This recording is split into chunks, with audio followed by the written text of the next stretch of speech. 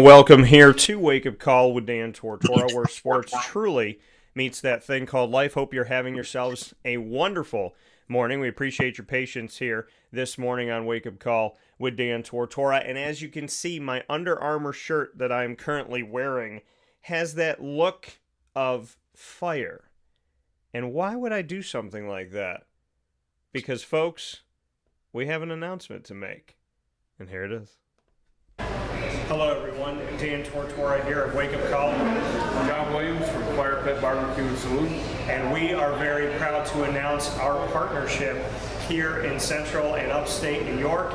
And tell them a little bit about Fire Pit and why they should come out here, John. It's just a great atmosphere with great food. We do barbecue different than everybody else around.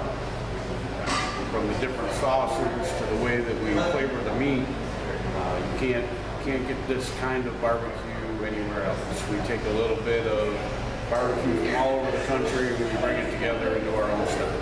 And there's truly no place like this in Central and Upstate New York, and I can say that from growing up here and spending many years of my life here. So just why it was important to you to bring a different flavor to the community? I've just always been a big barbecue guy, traveling around the country.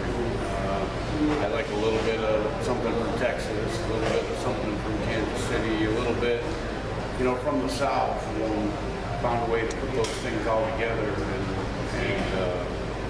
just kind of make it a little bit of my own. So I like to feed people, have a good time. What better place to do it than this? Yeah, Fire Pit Barbecue and Saloon, the newest partner on Wake Up Call with Dan Tortora. Proud to have the Fire Pit Barbecue and Saloon here with us in Fulton, New York, and of course also available for catering. So if you want to share that. Yeah, no event too big, too small. We do office parties, weddings. I've been doing this forever. You give us a call, you tell me what you want, we'll figure out a way to make it happen. Absolutely. So a partnership in the community that we're very excited about. The Wake Up Call family, for many, many years, we have had wonderful, wonderful people. And John, welcome to the family. Appreciate it, brother. Appreciate you. We'll see you all out here in Fulton. And no matter where you are, if you're around the corner, or if it takes 20 minutes, or if you're traveling into the community, when it comes to barbecue, you come here. Fire Pit Barbecue and Saloon. We'll see you soon. Thank you. So a big time announcement, Fire Pit Barbecue and Saloon out on 264 New York Route 48 in Fulton, New York. We have our barbecue spot. Wake Up Call with Dan Tortora has never had a barbecue place, and that's because I've never trusted somebody in the barbecue world to partner up with us and to truly be that special, unique place I was looking for in Central and Upstate New York. Well, John and the team have shown me that not only do they have fantastic food and a variety of it, but all of their barbecue sauces that I have tried, and I'm a barbecue sauce fan.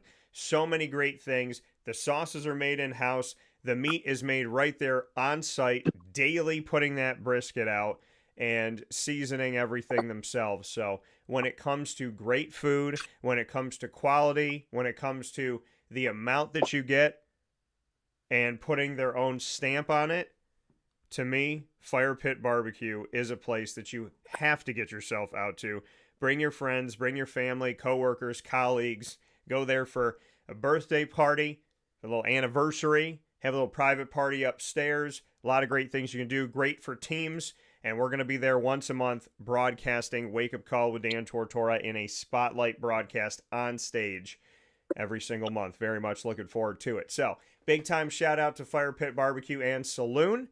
And many thanks to John Williams for believing in me and for joining the team. And speaking of the team, inside of MonPazPopcorn.com is what's popping. We're going to start off hour one with Ross Turetsky. It is his birthday here on October 1st, and it's the official jump off to the postseason. So the birthday boys bringing us birthday in baseball, the BDay Baseball broadcast here on Wake Up Call with Dan Tortora. Very excited for that. Hour number two, as you know, on a Tuesday, it is Bearcat time, and we are in the Bearcat Breakroom with their men's and women's swimming and diving team. I'll be joined by Lauren Kuzma as well as Liam Preston, picture in picture. And I can't wait to have that conversation with them coming up in hour number 2. And we'll round out Tuesday's show, as we always do, with the ingredients to success, proudly presented by the fantastic team at Avicolli's. So with that being said, let's bring on the man of not the hour, but this is his day. October 1st, picture in picture, BDay Baseball. It is the opening of the 2024 Major League Baseball postseason, and also the birthday of one of my most tremendous, wonderful blessings that God has given me in my life. My brother Ross Turetsky, a fellow broadcaster and writer, a baseball coach himself. Happy birthday, brother. Thanks for having me on, buddy. 38 years old. It's crazy to think I'm pushing 40 now. I still think of myself that I'm like 18, 19 years old and freshman, sophomore in college at Marywood University, and I'm falling asleep in Dr. Mirabito's movie class at 9 in the morning after going to early morning baseball practice with my brother. Both of us took lots of nice naps in that class. It was a good class, but they were old black and white movies from like the 1930s, like the original Mummy movie, and I was out like cold. You put the lights out. He wandered off, I think to his office for a snack. So it was just an excuse for everyone to either to mess around in class or fall asleep or make jokes about the movie. So I took the route of I was tired. I got some sleep. So now I'm 38, getting close to 40, got 2 kids, got a lot of crazy stuff going on, but very thankful and happy for the family and the friends and the life I have. I know as much as I've overcome throughout my life, I'm very lucky. I pinch myself, ouch, that I actually get to live a great life. So I don't take that for granted, and I'm very happy to share part of my day with you, buddy. I wouldn't want to do that with anyone else, so thanks for having me on.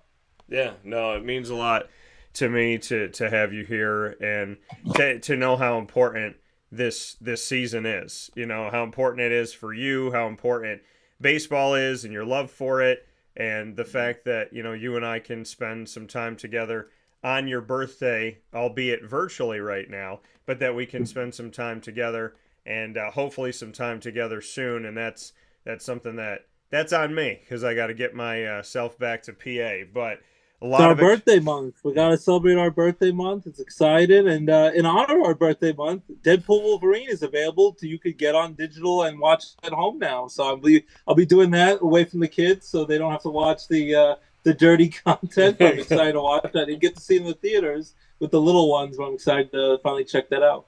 Yeah, no, you'll definitely enjoy Deadpool and Wolverine. I believe I saw it the amount of times that the movie is, which is Deadpool 3.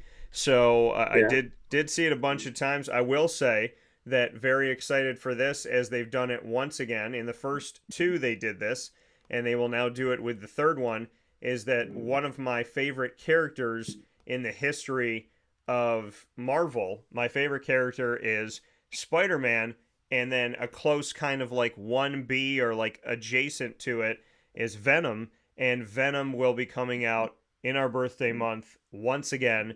This time he will be coming out October 25th, so 4 days after my birthday, and I'm very excited for the opportunity to go and see Venom. It looks like it's going to be good. They're going to bring in Null, who is the creator of all symbiotes, who just came out in a comic book series, King in Black and whatnot, within these last couple of years. So it's going to be very interesting to see. There better be some version of Spider-Man, whether it be Andrew Garfield's Spider-Man, which the rumor is. There's got to be. They keep hinting that this version, if this is Tom Hardy's last Venom or not, because it's called Last Dance or whatever it is, or if the MCU is going to change Venoms, there has to be an encounter, whether they're fighting, friends, or frenemies. You have to have Spider-Man and Venom together at some point on screen, or else they set everything up for nothing. There has to be some positive result where the two of them meet in actual movies and not just hinted at they're going to see each other in the same world.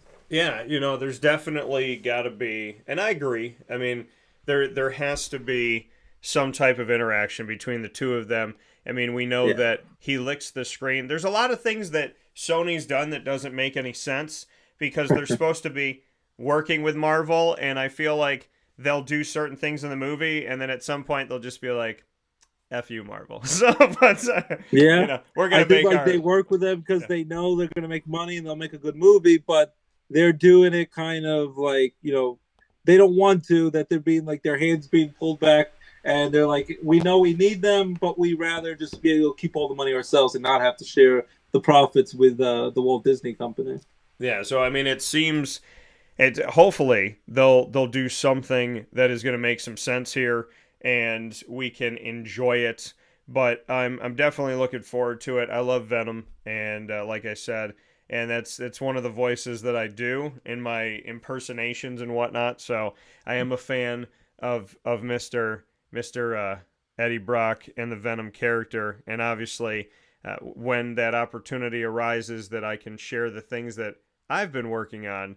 Venom is very much a part of my thoughts, and I hope to have the opportunity to create him the way he should have been created. And it's no offense to Tom Hardy because it's not his fault. I think Tom did a good job. Well, it's better than Topher Yeah. Grace. The Yeah. Topher Grace Sam Raimi Spider-Man 3, and that's not Topher Grace's fault, but he was miscast, and Sam Raimi, I think, didn't want to ever put him in the movie, so he just put whatever he could on screen and say, look, technically I gave you Venom, now you can shut up.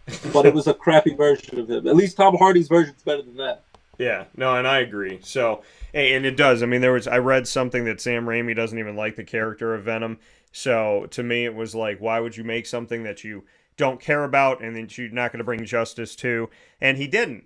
And then we got to see because of money. Sony told him what to do. Sony's like, you're doing this. So he's like, Sony. All right, I'm going to give you the crappiest version of the character possible. So my contract's fulfilled. So yeah, and also coming out in October, I believe still, is Kraven the Hunter. And so I think that's December now. I think that's like they Christmas got pushed. The Joker is this Friday, even though it's going to be like a musical with Lady Gaga, not Margot Robbie as Harley Quinn. I'll still watch it at some point, but it's going to be Todd Phillips, Joaquin Phoenix, Lady Gaga, partial musical, partial not musical. But the Joker sequel comes out this Friday, so that's also something to look forward to for R-rated adult superhero fans. Not for the kiddies. Leave the kids at home for that one. No, and I like the spin on the Joker that Joaquin Phoenix does. I also think it's a terrible time to do it in an election year where there's a bunch of peaceful protests, air quotes, air quotes. And so, I mean, with a bunch of cities that feel under siege, with a border that they got to figure out, with fires and people just being crazy and just all types of nonsense. Well, they were worried when the first one got released. Like, he did a great job, won the Oscar, but people were afraid people were gonna go nuts when they watched this movie. So I'm just hoping it's a good movie. I don't know. The reviews have been mixed. I think the musical part is freaking people out. Like, is this a movie we want to watch, or how silly is this movie going to be? And a lot of it's probably in his own delusions, because we know the Joker is not a reliable narrator of what's actually happening. If you remember, spoiler alert from 5 years ago, the first movie, he made up a girlfriend that he never had, that she was just a random lady in the apartment building. So if I spoiled it, it's 5 years later. Too bad for you. So he definitely thinks that there are things there that aren't actually there. So it could also be that the musical numbers will be when he has delusions and thinks that things are there when they're not. And he thinks he's better than something else. The other thing I would mention before I watched this late last night after Monday Night Football doubleheader, which, by the way, the Dolphins stink without Tua. That was a snooze fest, but at least the Lions and Seahawks was fun. But I watched the second episode of The Penguin every Sunday. Colin Farrell, unrecognizable with all the makeup and prosthetics. The Penguin show, based off the Robert Pattinson new Batman movie, that is a pretty cool show. It's like The Sopranos with the Italian mafia mixed in with superhero talk. Even though it's only a little bit of superhero, it's like a gritty crime drama. I'm a big fan on Max to watch The Penguin. That's a heck of a show. I love that one. Yeah, I wanted to watch that, and I think I got logged out, so I have to text you. I think you'll like it. Like, it is a cool show.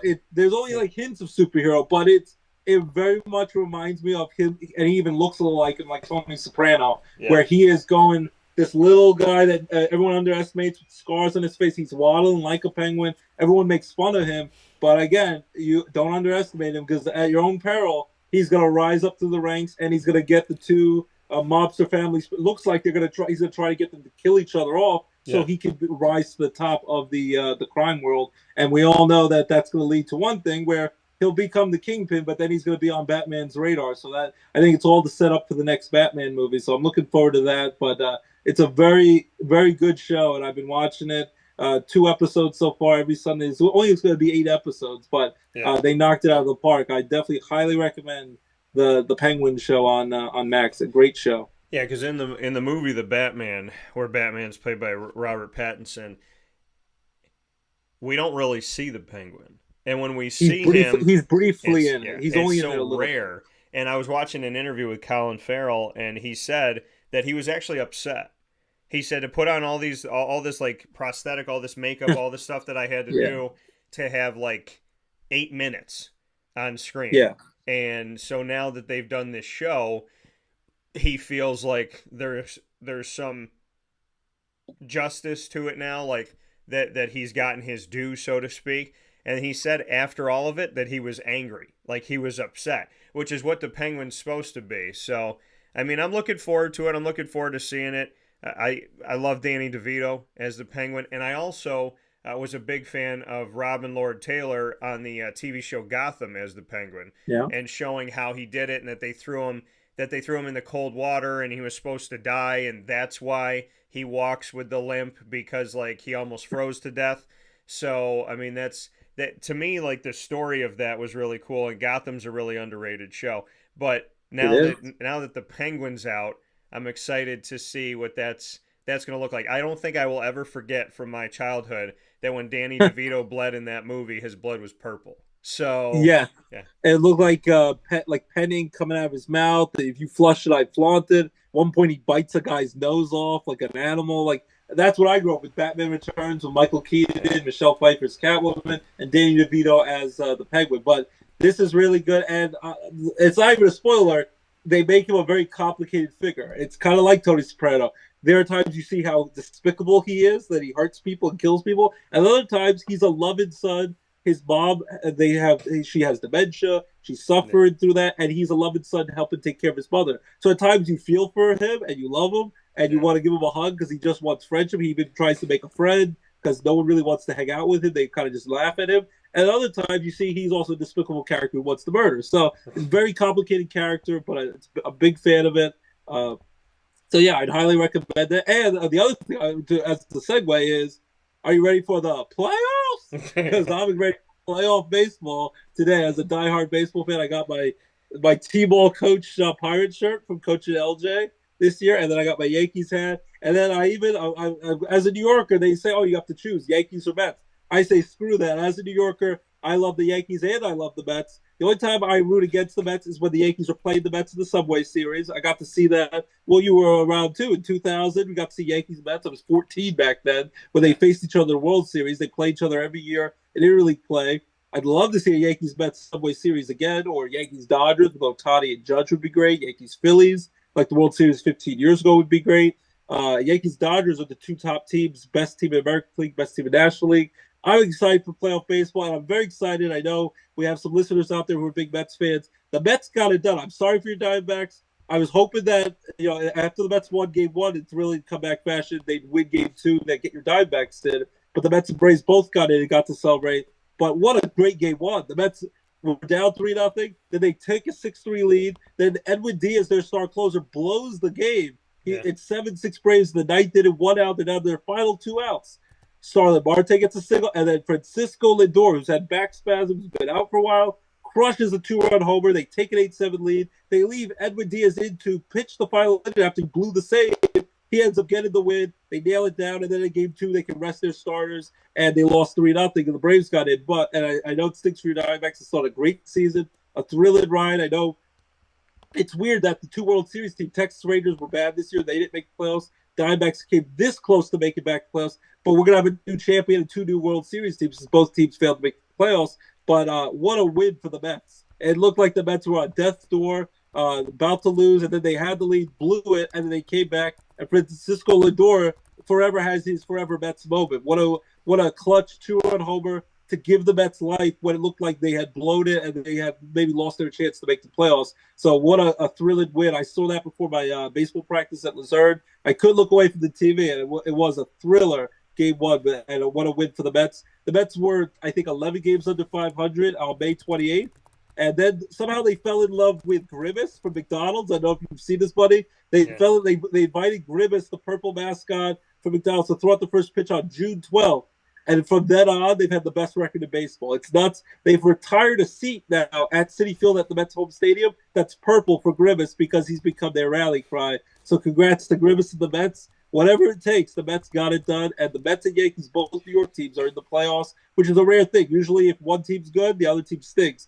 We got two New York teams in the playoffs, and your Syracuse Mets, some of those guys have been playing for the big Mets and it got up and down. Including Ronald Acuna's Star Braves MVP from last year. His brother's now on the Mets and he's probably going to make the playoff roster. So congrats to the Mets. That was a thrilling road to the playoffs that they clinched yesterday.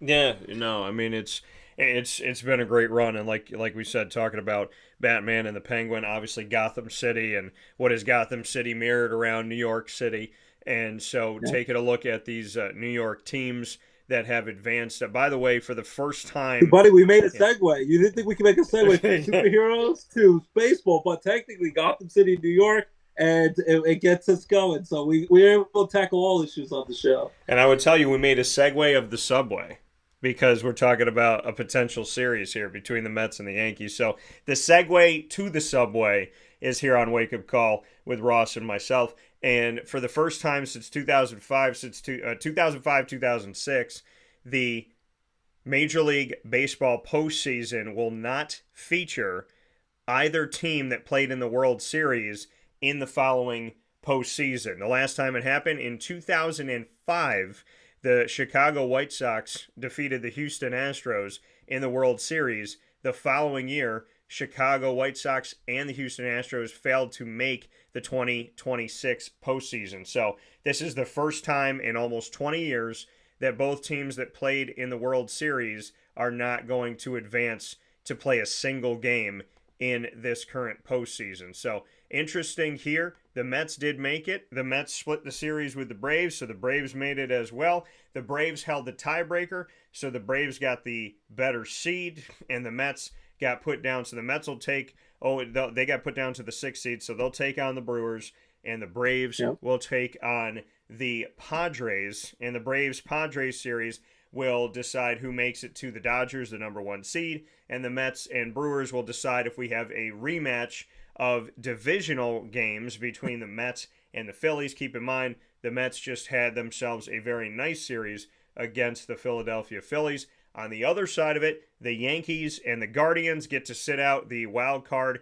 The Yankees will be in a position where they could be facing, once again, a team that has been the thorn in their side all season long, and vice versa. We could see the New York Yankees facing off against the Baltimore Orioles or the Kansas City Royals, who are a hot team right now with Bobby Witt Jr. and the crew, and the Cleveland Guardians, the 2 seed in the American League. They will face the winner of the Trash Can Pandas, Houston Astros, and the Detroit Tigers. So with that being said, let's start since we started with Gotham in our conversation today, let's start on the left side of the bracket, the American League, and bring me into your thoughts, Ross, on Houston and Detroit going up against Cleveland, as well as Baltimore and Kansas City, and your Yankees.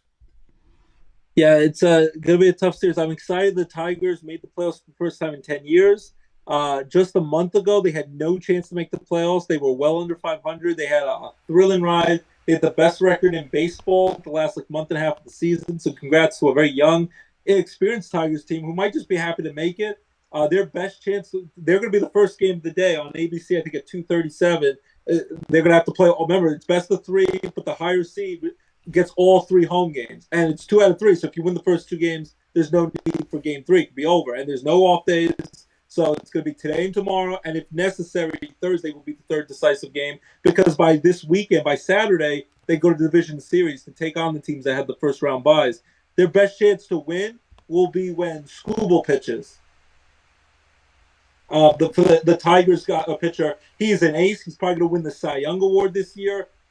He is lights out. A lefty won the Triple Crown in the American League. Chris Sale for the Braves won the National League Triple Crown, which means most wins, ERA, and strikeouts.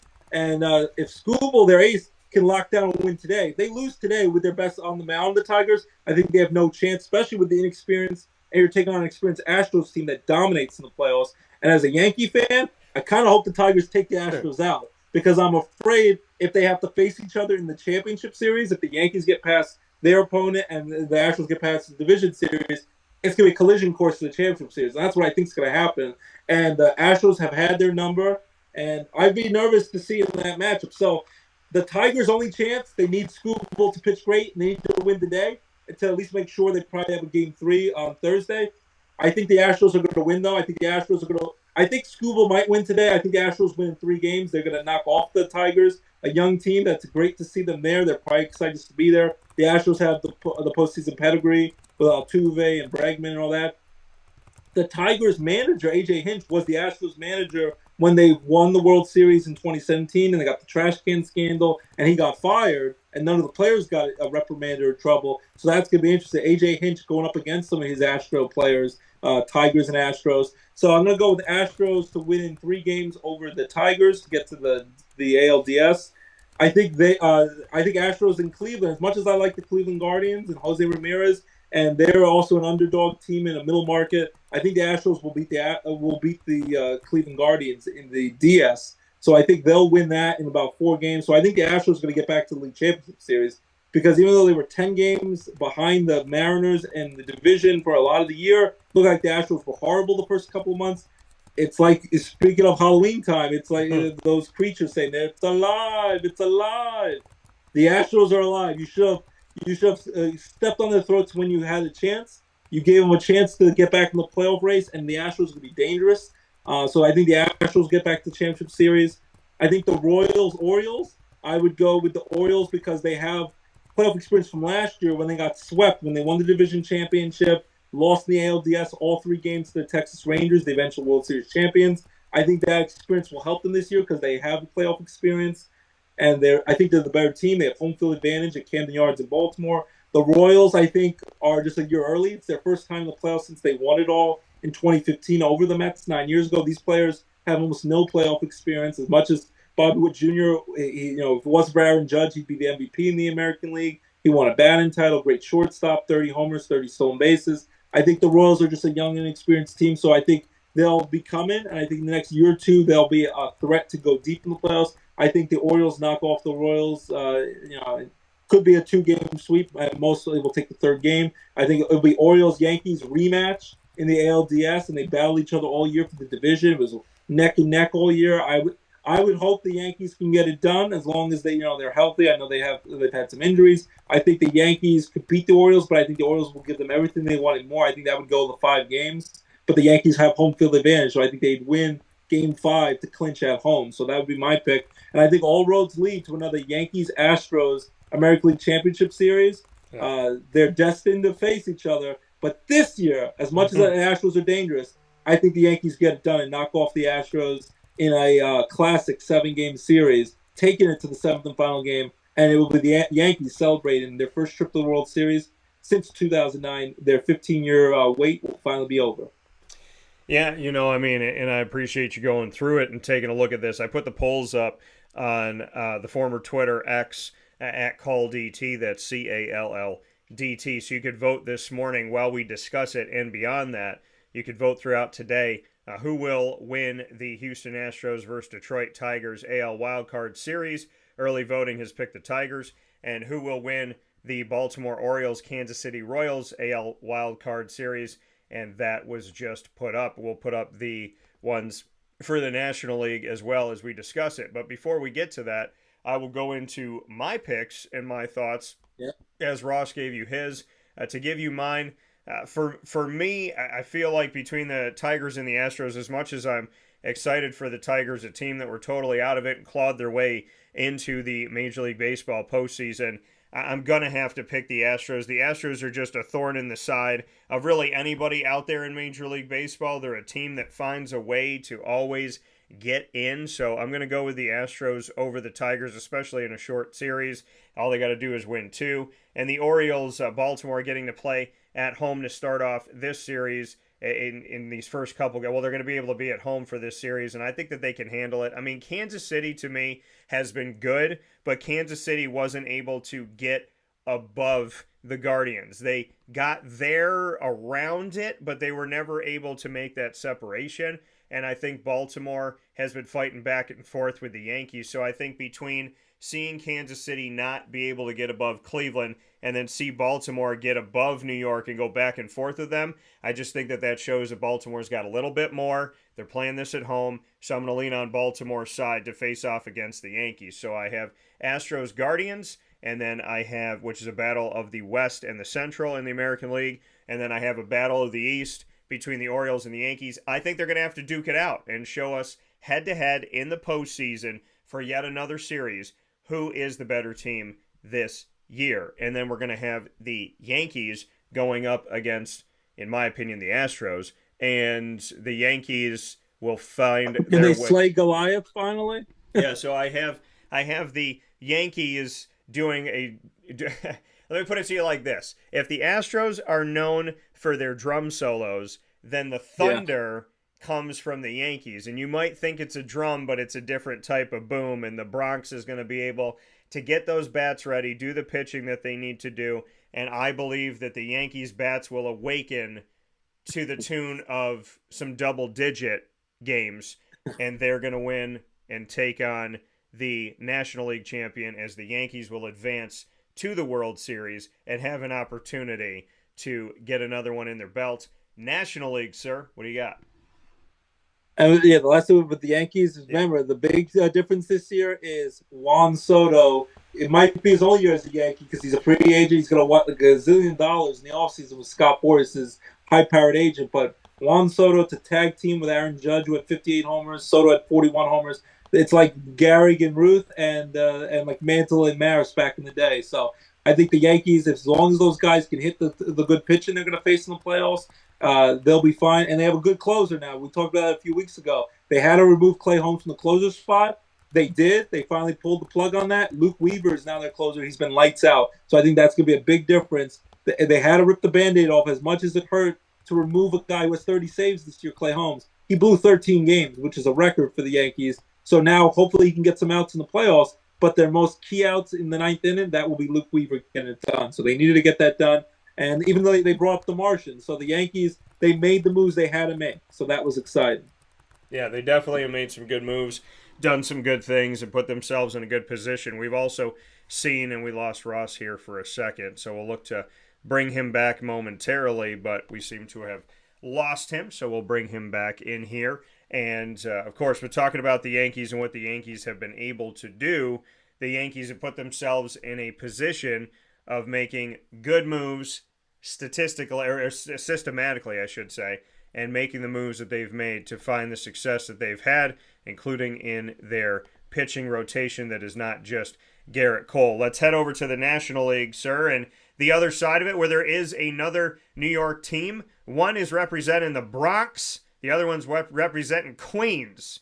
And all I can think about when I say that is that song by LL Cool J when it says, I represent Queens, she was raised out in Brooklyn. So this one would be changed, I represent Queens, and the other was raised in the Bronx. So give me your thoughts here on if Queens is going to have some celebration and what you see happening with Milwaukee and the New York Mets, as well as the San Diego Red Hot Padres and those Atlanta Braves that just won't go away.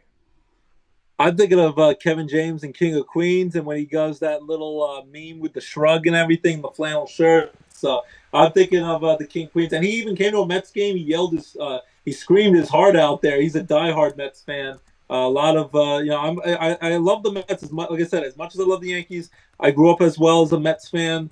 Growing up in Brooklyn, New York, we went to Brooklyn Cyclone games, their single A team in New York. When I visited my grandma Sue and visited Carl in Brooklyn, right there in Coney Island, where they have the hot dogs contest every 4th of July from Nathan's. So I love the Mets, and they actually won their last World Series win was the year I was born in 1986. I was 26 days old when they last won a World Series. When they had the miracle, 69 was the Miracle Mets. This was the amazing Mets in '86, where Mookie Wilson's ground ball went through past Bill Buckner's, went through his legs in Game 6. They win that in a thrilling fashion, and then come back in Game 7 and win it all. Since then, they've gone to the World Series in 2000, lost to the Yankees in the Subway Series, and then in 2015, they made it to the World Series but lost to the Royals in 5 games. It's a thrill the Mets are in the playoffs. I hope the Mets can make a run. But in the end, I think it's going to be a hard-fought, go to the third indecisive game. I think the Brewers at home are a little bit better. I just think their pitching is a little bit better. They just have the better overall team. But, hey, the Mets are in it. Anything is possible once you're in this tournament, just like March Madness, just like now when they have the 12-team college football playoff. Anyone who gets in has a chance. And I like Lindor if he's healthy. Pete Alonso, who's going into his free agency year because he's going to bank big bucks, hopefully back with the Mets. The Mets pitching needs to be up to snuff. Luis Severino, the former Yankee star pitcher, he's going to be their ace. He's going to pitch Game 1 today in Milwaukee. It'd be big if they could steal Game 1 when you have to play all 3 on the road. You need to win Game 1 so you don't have to face elimination tomorrow. And you put the pressure on the Brewers, who are expected favored to win. You put them in an elimination scenario tomorrow at home. And then I think the Mets have a good chance. Luis Severino needs to pitch a great game today. They need to win. Hopefully they don't have the playoff hangover because they had to play that extra day. They had no rest instead of getting a day off between Sunday, regular season finale, and playing Tuesday. Because your Diamondbacks won on Sunday, they couldn't clinch the Mets until yesterday. So they celebrated, and then with no rest, they actually played the Brewers over the weekend. So they only have to, at least it's not all the way in the West Coast, like the Braves have to go to San Diego. Yeah. But now the Mets have to go back to Milwaukee after celebrating in Atlanta, no days off play. I think in the end, the Mets get it to a third indecisive game. I'll be rooting for the Mets. I hope my prediction's wrong. I'm gonna go with my head and not my heart. I'm gonna go with the Brewers beating the Mets in 3 games. They'll go to the NLDS. In the other matchup, I'm gonna go with the Padres, who are red hot. The Braves have suffered so many injuries. Spencer Strider, their star ace pitcher's out for the whole year. Ronald Acuna, the MVP, with 40 homers, 70 stolen bases last year. He's been out most of the year. They've suffered so many injuries. Chris Sale, who was supposed to pitch in the decisive game yesterday for the Mets, against the Mets, he's going to probably win the Cy Young and come back player of the year, won the Triple Crown in the National League. He has back spasms, so who knows if he can even pitch in the series. Couldn't pitch yesterday when they needed to win Game 2 of the doubleheader. That's big if he can't pitch. I think San Diego's red hot. I think San Diego's going to roll in the series. I think they might actually sweep the Braves in both games. So I think San Diego's going to get past them at home. They're going to go to L.A., and here's my bold prediction. I'm going to go San Diego, red hot, and actually have had the Dodgers' numbers in the last few years, even in the playoffs. Yeah. They're not scared of the Dodgers. I think the Dodgers, rather the Braves win, because I think the Dodgers could beat a depleted, injury-riddled Braves team. I think the Dodgers will have problems at home in a best-of-5, even with home field advantage. I think the Padres will knock off Ohtani. First trip to the playoffs ever, so that'll be exciting to see Ohtani in the playoffs. He's been on the Angels for all those crappy years. I think the Padres knock off the Dodgers to get to the NLCS. Yeah. In the top bracket, I'm going to go with the Brewers to lose to the Phillies, give them a hard time. Phillies beat the Brewers in 5 games. So then I think it's Phillies versus Padres in the NLCS like it was 2 years ago. I think the Phillies knock off the Padres in 6 games. They go back to the World Series, and it's going to be a rematch. As I predicted at the beginning of the year, I don't know if you did. I think you might have done it as well. Beginning of the year, I predicted rematch of the 2009 World Series before the season started. You can check the tape.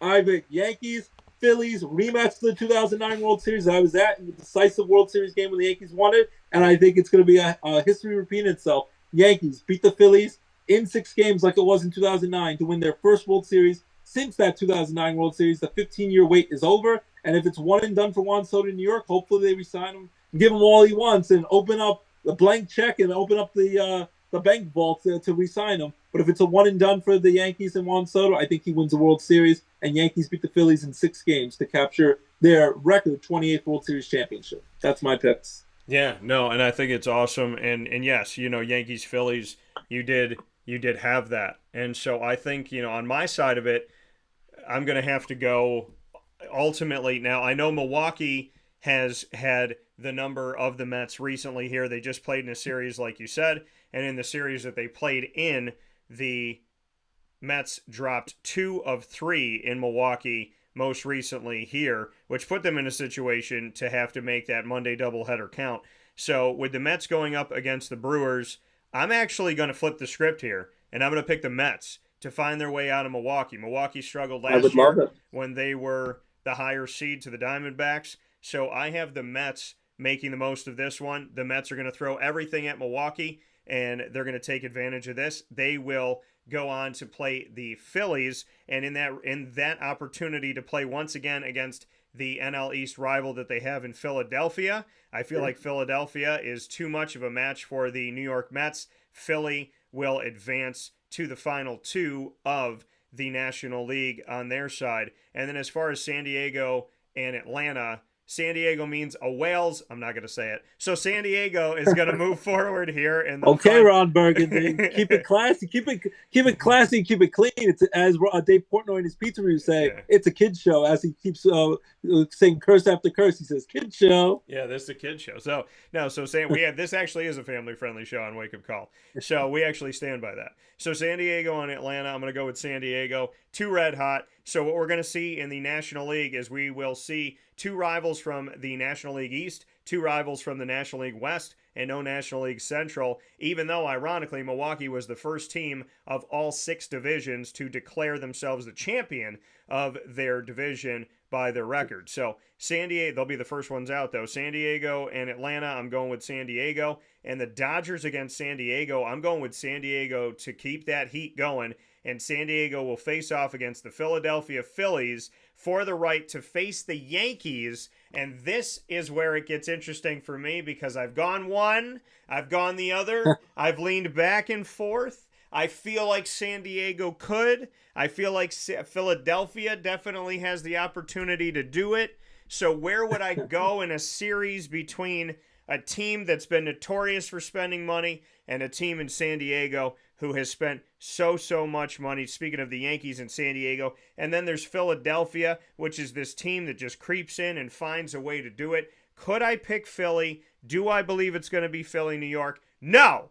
San Diego will play the Yankees in the World Series. You know what's cool about that, buddy? Because that was the big trade in the offseason. Juan Soto was on the Padres. So then it'd be Juan Soto against his former team. And the Yankees traded a lot of their players to the Padres to get Juan Soto for only one guaranteed year. So Michael King and Kyle Hishioka and a lot of the Yankee players are on the Padres. And Juan Soto, the star player, would be facing his former team in the World Series. So it would actually be very cinematic if they had a face-off for the World Series, if that happens. Yeah. And they're red hot, the Padres. So I have the Yankees facing off against the San Diego Padres. And so, that opportunity. And I think at that point, I said I might get some Yankees T-shirts made that are like Maury Povich shirts because they're called the San Diego Padres, which is the fathers. And it'll say, you are not the father. And on the back, it'll have like World Series champs.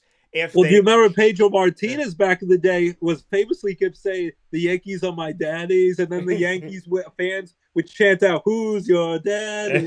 So then they would mock Pedro Martinez when he was on the Red Sox. And then when he pitched for the Phillies in the World Series in 2009, they would tease him and say, who's your daddy? And the Padres, it speaks for itself. They're the father team anyway with that name. Yeah, so those would be some fun shirts. You are not the father on the back, Yankee stuff. So we shall see. And then watch them celebrate. If you ever watch the show, the celebrations are ridiculous when they find out they're not the father. It's like they won the lottery. They've won $1 gazillion. It's hilarious to watch. Yeah. So I'm going to go with the Yankees to celebrate that they are. And how many games? How many games, buddy? Oh, man. I'm going to say Yankees over Padres in 6. So okay, I'm going to say Yankees over Padres. I have the Yankees over Phillies in 6, so you have Yankees over Padres in 6. That's good. So I'm gonna go with 6 is the magic number for them. Yankees over the Padres to win the World Series. Ross and I have pretty much, and we didn't talk about it beforehand at all. No. We have pretty much the same bracket now that you found out, and we found out each other's bracket live here on Wake Up Call. We have almost the same, except for he has Yankees Phillies, I have Yankees Padres, but we both have the Yankees in 6. And we shall see if the pinstripe passion will continue to rise, and this team will get the Bronx rocking as y'all rep BX as we move forward here. The New York Yankees, we believe on this broadcast, they will win the 2024 World Series and get even closer to having 30 championships, which is insane because there's only 30 MLB teams. So to get even closer to having as many championships as there is teams, that's pretty crazy. as always, Ross, I appreciate your time. Of course, it flew by. I know you got to get my little niche, LJ. So Yeah. go and get him. Have a great time. More than anything else today, happy birthday. I hope it's the best one that you've had yet. I hope you enjoy it. You can sit pretty and relax because the Yankees are already on to the DS from the wild card. They do not have to play in as the number one seed. Saturday night. So, Saturday, the Yankees will play game one of their ALDS. The Phillies will play game one of their NLDS in Philly. So for local teams in New York and Philly area, they will start on Saturday as well. So this is going to go quick. I love postseason baseball. I appreciate you having me on. I do want to do a quick thing. It was sad news I heard last night. Well, first I heard about Dikembe Mutombo passing away at only 58. Great player. I always remember the finger wag. And he even did Geico commercials doing that. His son did a great tribute to him on Instagram. Check that out. So that was sad to see Dikembe Mutombo pass at such a young age. And then Pete Rose, a very complicated figure, the all-time hit king, not in the Hall of Fame because he bet on baseball, denied it for years, and then finally in 1989 got banned for life. Then finally admitted in 2004, and then the last 20 years, after he admitted that he was begging to let them in. Now the question is, will they let him the Hall of Fame? And the sad thing is, even if they let him the Hall of Fame, he'll never be alive to get to appreciate and enjoy it and give an induction ceremony. So it's very weird that Pete Rose, when I found the news, passed away yesterday at 83 years old. Just had a card show the day before because he would, for money, he'd sign like autographs and do all that stuff, and was fine the next, one day, and the next day he's gone. So rest in peace to the legendary Pete Rose. I know, complicated figure, but he will always be legendary. And let's see, will he get in the Hall of Fame now? It's going to be sad either way because he won't get to enjoy it. His son and his family can. And then Dikembe Mutombo, I was very sad to hear that. So two giants in the sports world passed away a day before my birthday. And I want to also say happy birthday to President Jimmy Carter, the oldest living president ever. Yeah. He made it 100 years young today. He's been in hospice for a while. He lost his wife not too long ago, and I was worried he wasn't going to be able to make it. He shares a birthday with me. So does Brie Larson, Captain Marvel, and Mark McGwire, the steroid superstar back in the day with the Cardinals. We are breaking home run records. And Zach Galifianakis, they called him Fat Jesus in Hangover. We all share October 1st birthdays. So they're all my October 1st brothers and sisters in arms. He's 55 years old. I'm 38. And so I love looking that up. But I'm very happy to see Jimmy Carter, the legendary president, humanitarian. He made it to his 100th birthday. I know it stunk. Betty White came 17 days away from her 100th birthday. I'm very glad to see President Carter made it to his milestone 100th birthday today. So happy birthday to all of them. And thanks for having me on and make my birthday special. And I got to give it one last time because it's my birthday. Jeremy! Get to the chopper and things that nature. It is not a tumor. And coming from Ross, happy birthday to you and happy birthday to Mr. Jimmy Carter, like you said, young at 100 years, President Jimmy Carter. So God bless to you, to all your family, and please have a wonderful birthday. Be safe, have fun, and to everybody out there whose birthday it is, and of course, and I knew you were going to bring it up, so of course, in memory of Pete Rose, who I said will get in the Hall. They'll wait until he passes away to put him in so that he can't celebrate it here, which is a really sad and disgusting thing to do, but I feel like that's probably what's going to happen. But I hope he's safe and sound in heaven, as well as Dikembe Mutombo, who we honored yesterday. So, as always, Ross, I appreciate you. God bless, and I look forward to talking with you soon. Thanks for having me on, and can't wait to celebrate your birthday as well. And happy October, happy playoffs, and Halloween, and playoffs! Thanks for having me on, buddy. See you, buddy. You're welcome. God bless. See you. And coming from Ross Turetsky here on Wake Up Call with Dan Tortora, where sports truly meets that thing called life. We're going to jump right into our next conversation inside of the Bearcat Breakroom, folks. The Bearcat Breakroom coming to you here exclusively on Wake Up Call with Dan Tortora, and that is every Tuesday at 10 a.m. Eastern Time, weekly throughout the year, in our exclusive multimedia marketing partnership with the Binghamton University Bearcats. And always excited to have them on the broadcast. Today, we get to make history by having two guests that we've never had on the show before. So very much looking forward to celebrate with them today and celebrate their season here in 2024-25.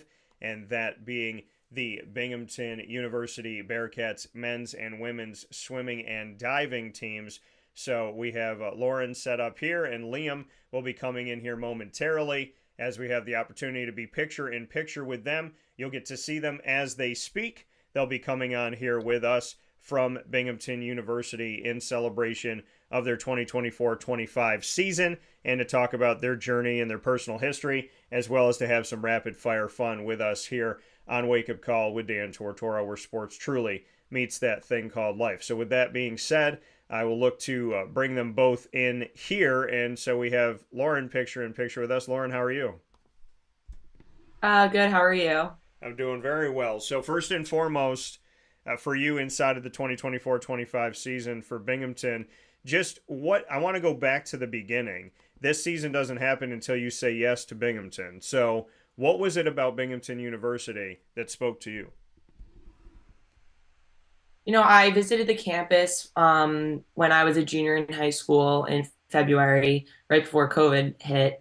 I remember going on a really rainy day, and I was with my mom, and we were walking around campus, and we got to meet Mike and Jerry, and they talked to us about the program and about the school. Even when it was pouring rain outside, I loved the campus. I absolutely loved the program and the opportunity of academics they had for me. So I really was intrigued from the start. And you said on a rainy day, you felt something to say yes to Binghamton. So I like that. I could appreciate that. Some Yeah. people are like, it's got to be sunny, it's got to be nice, but I could appreciate that. Liam, you're here with us as well, and so welcome to the broadcast. Welcome to Wake Up Call here for the Bearcat Breakroom. How are you? I'm good. Thank you for having me. Absolutely. So happy to have you both here. And talking about the journey, Lauren just shared with us her time on campus and being there and meeting obviously the staff and getting a feel for it. What was your experience like when it comes to saying yes to Binghamton? What do you remember about what kind of spoke to you? Yeah, I mean, I remember I really enjoyed both the coaches. The coaching staff seemed great. Not too far from home, so my parents are able to come watch me compete still, which is nice. And I knew some people on the team. They all enjoyed it, so it seems like a good fit for me, really. What is it about the swimming and diving team that's just so unique and fun? Like, I've been able to be around some teams throughout my history, be it high school and college, and there just seems to be unique and fun, kind of like everybody's personality in a room. But swimming and diving teams, I want to give credit where credit's due. Y'all just seem like you have a lot of fun personalities and a lot of camaraderie. Is there something about the swimming and diving world that just brings together people in a unique way? Liam, I'll start with you. Yeah, I mean, I think what I want to say is I think we're really like all goal driven at the end of the day. Like when we compete, it's not like a game. It's not as fun. We're like really about working hard, putting in the work and just killing our bodies. So it's like the way we're all so motivated, I think it brings a great energy. I think that energy is really what gets everyone going and makes it exciting. And we all just want to have fun with it while we can. Lauren, what about you? How would you describe the energy around the pool when it comes to swimming and diving? I would say for like definitely from high school when we all started on club teams. When you're on a club team, it's more, individual goals. And when once you go to college, it's great to have individual goals, but we also have team goals, which makes it more exciting. And I feel like the energy is definitely there on deck when we're competing at meets or, even swimming against each other at practice. It's just a different environment and it's a lot more fun, I would say. And it's just great to have a close knit group of 30 around 30 on each team, and then when we all come together for dual meets when we're competing, it's just great.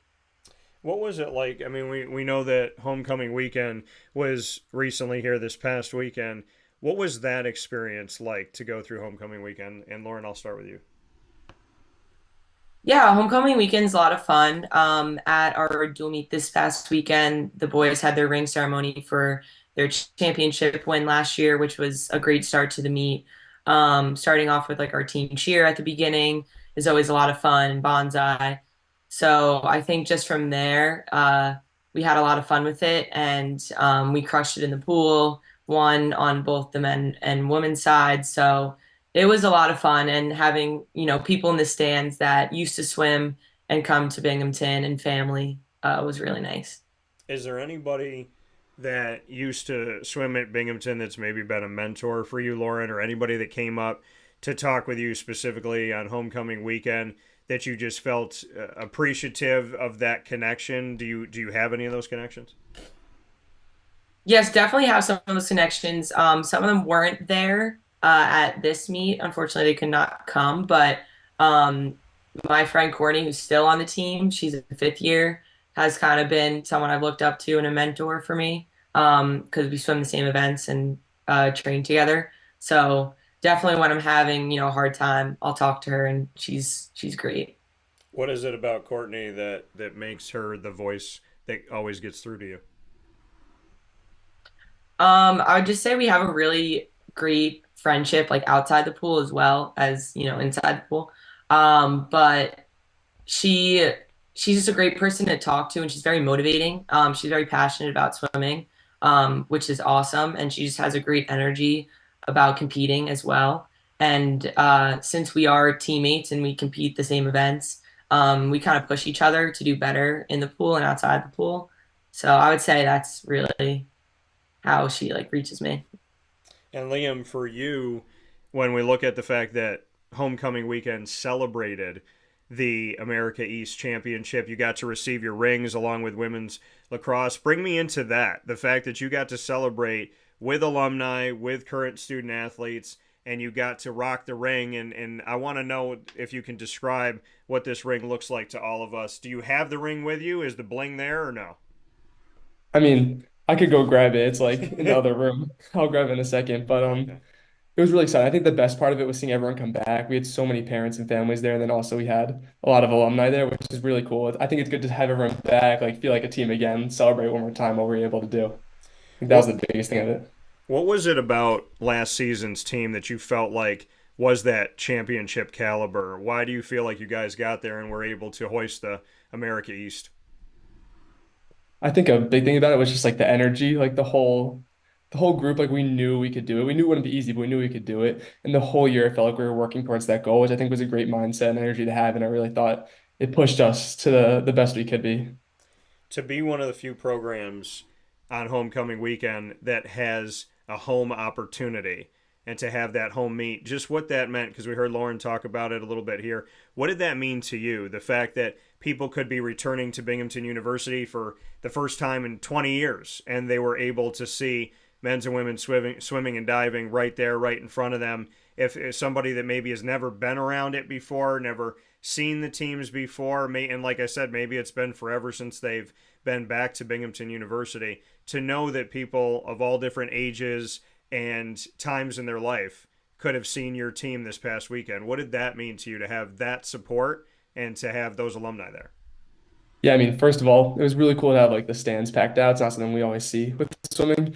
And then also is like um it's like we don't always get the recognition, I feel like, because we're not as like the most fun sport to watch to some people.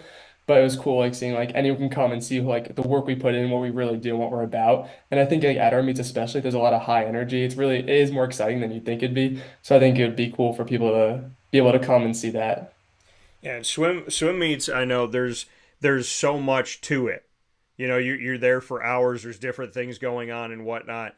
To me, I mean, my mom when I was a baby, like diaper and all, put me in the pool and was like teaching me how to swim as a baby. So, like, I've only known the water. Why did you fall in love, Liam? I'll start with you. Why did you fall in love with this world of swimming and diving? What was it about it that just spoke to you and made you feel like it wasn't just something you wanted to do for fun, but that you really wanted to hone in on this and have your skills and talents at the forefront and be a D1 athlete? I mean, I guess I'll go back. I'll start.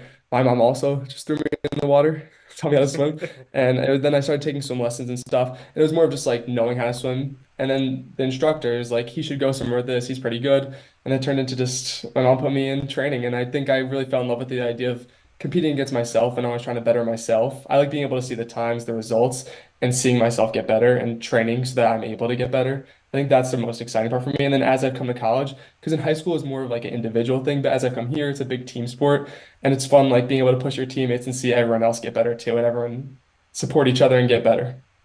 Lauren, for you, what was it? What was it about the sport of swimming and diving that just made you feel like this could be a real thing for you and a real opportunity when it came to college? Yeah, so I started swimming from a really young age as well. And at first, actually, I did not like the water at all. But I started to be in swim lessons and just learn how to swim as well. And then once I got older, I realized that I really love competing. I would definitely say competing is where I kind of fell in love with the sport. And I'm very competitive myself, and I'm very competitive with bettering my time, and even getting a first place win is always nice. But I really just loved seeing that improvement and like the hard work I put in translate to dropping time in the pool. And then once I got to college, the atmosphere was just a lot different than high school and club swimming. I really enjoyed having the team and like working towards a team goal.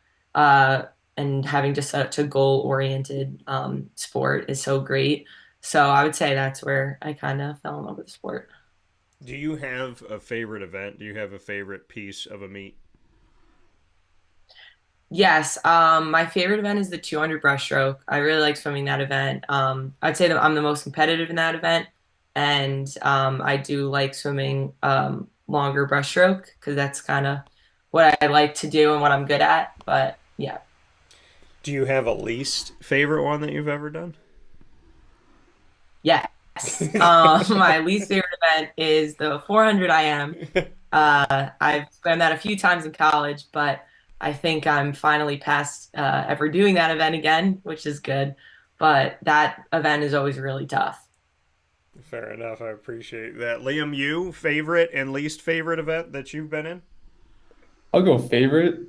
That's like the not what I usually do, but I'm gonna say the 100 butterfly. I think it's a fun race. I like the sprints, even though it's not always my specialty, but it's fun to do.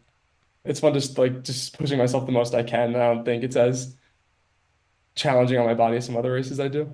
I think my least favorite event would be, I mean, I guess the mile, obviously. Um, my first time doing the mile was when I was like 8 years old, and I've been doing it every year since. Last year, I did the mile again. I didn't do as well as I hoped to, but I think this could be my first year without doing one, so I'm excited for that. So, what makes you believe that this would be your first year from 8 years old to now that maybe you don't have to do it?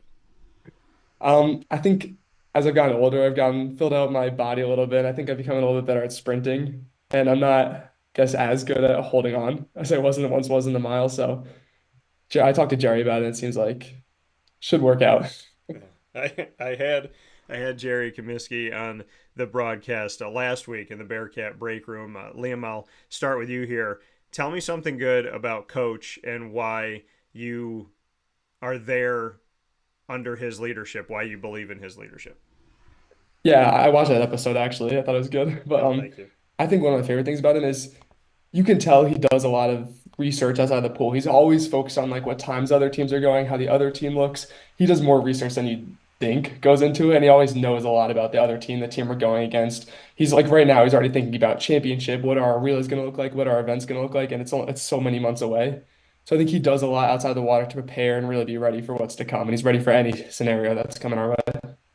Yeah, so the preparation, appreciate that and appreciate you for watching the show.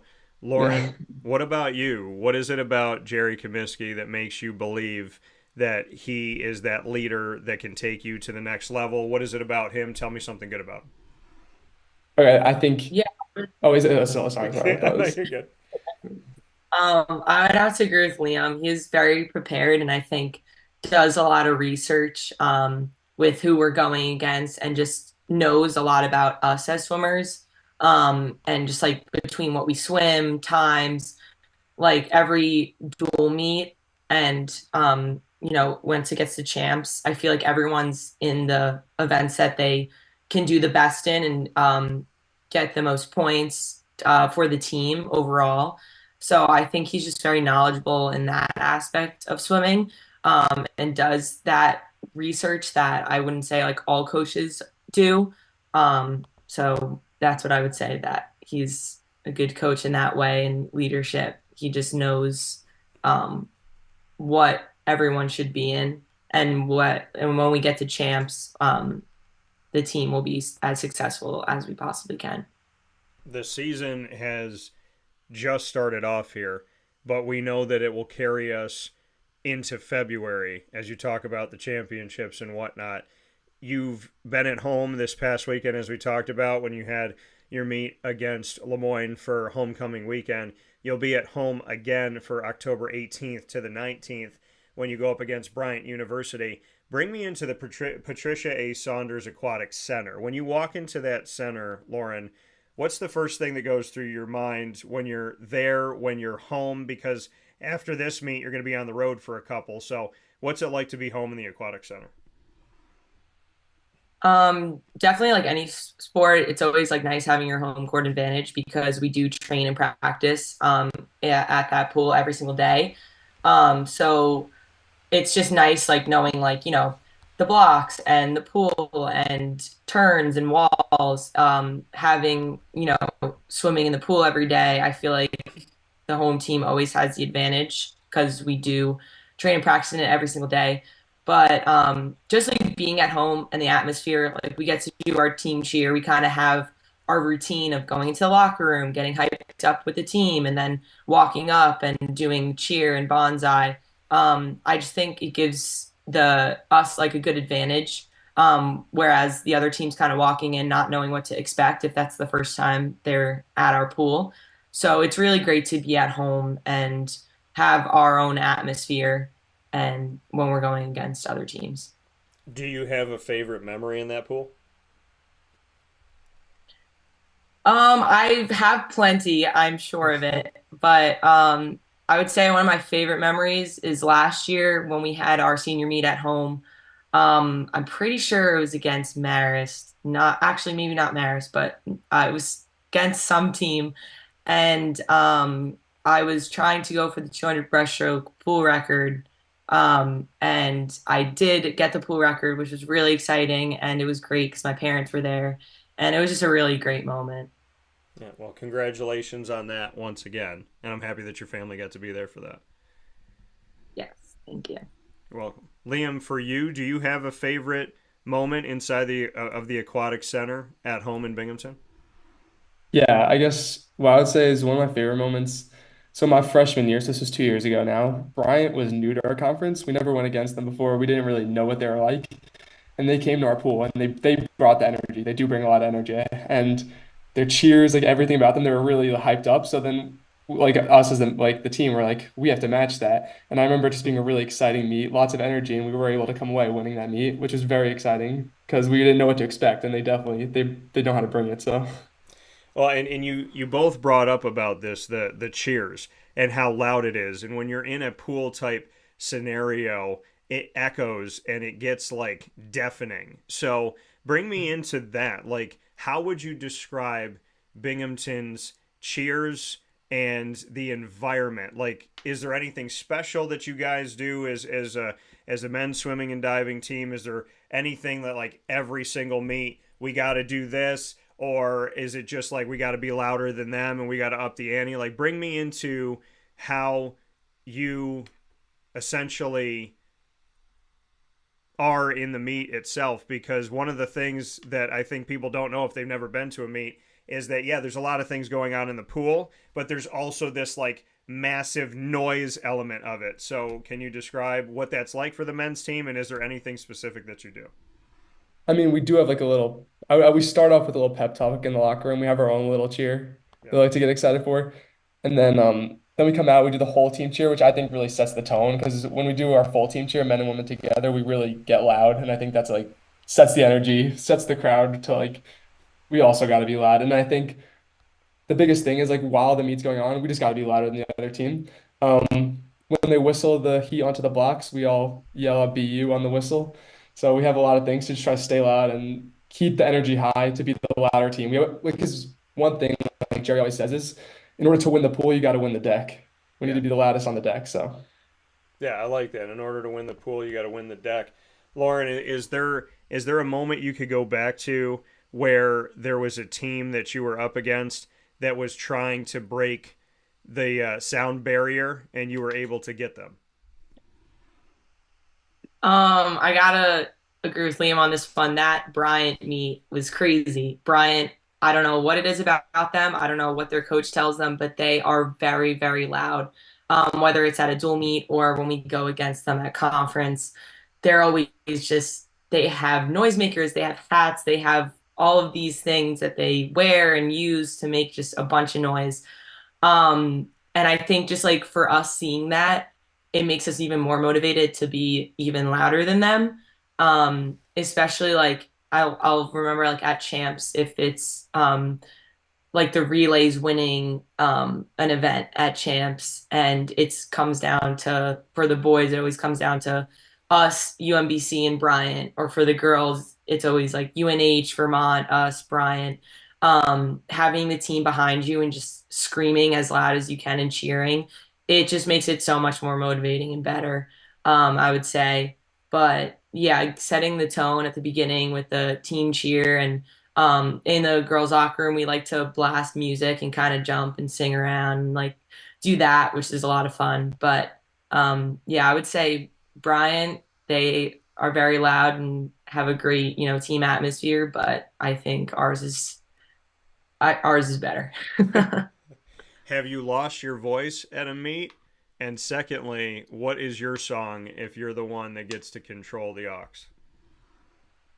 I have lost my voice at plenty of swim meets. It's actually funny. A lot of people on the team, I'm kind of known for losing my voice. So I've lost my voice plenty of times. And then song on aux, I really like to listen to Pitbull before I swim. So I would say maybe Hotel Room Service by Pitbull. Okay, all right, I like that, Mr. Worldwide. Not bad there. So, all right, what do you got for me, Liam? What is your song if you got to choose in the locker room and it was all up to you? And have you lost your voice in a swim meet? I guess I'll start off. I've definitely lost my voice a few times. I think Kuzma was the perfect person to ask first, though. She definitely does lose her voice a lot. It's happened to me. I think it happens a lot more at the championship meets. Okay. And then for my song, I don't know if I have a specific song. If I have to go for one, maybe I'll go Freestyle by Lil Baby, something like that. All right, freestyle by Lil Baby. Well, you're at your hometown Miller Place, New York. Mhm. Bring me into Miller Place and just like kind of paint the picture for those that maybe don't know just what home was like and how far of a trek that is from where you are to coming to Binghamton. Yeah, I mean, from Binghamton, it's about 4 hour drive on a good day. It's taking me as long as 6.5 Oh, around Thanksgiving, but it's a smaller town. Like compared to Binghamton, especially, it's like weird being in such a small place. Like we didn't have a varsity swim team at my school. Like it didn't have any of that. It's about 200 kids in my class, so it's definitely a lot different coming somewhere bigger.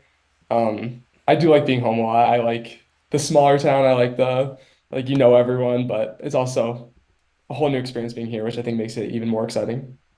and on the other side of this, Lauren, you're from Garden City, New York. Bring me into that and describe Garden City and how far that is from Binghamton. So yeah, Garden City is also on Long Island. About a 4 hour drive on a good day, but like Liam said, taking me more than 6 hours during Thanksgiving. But yeah, growing up in Garden City was really nice. It was good sized town. My high school was probably around like 1,000 kids. Okay. Um, Garden City was definitely sports driven, especially with lacrosse and soccer and football. So that was always like a fun atmosphere at the high school.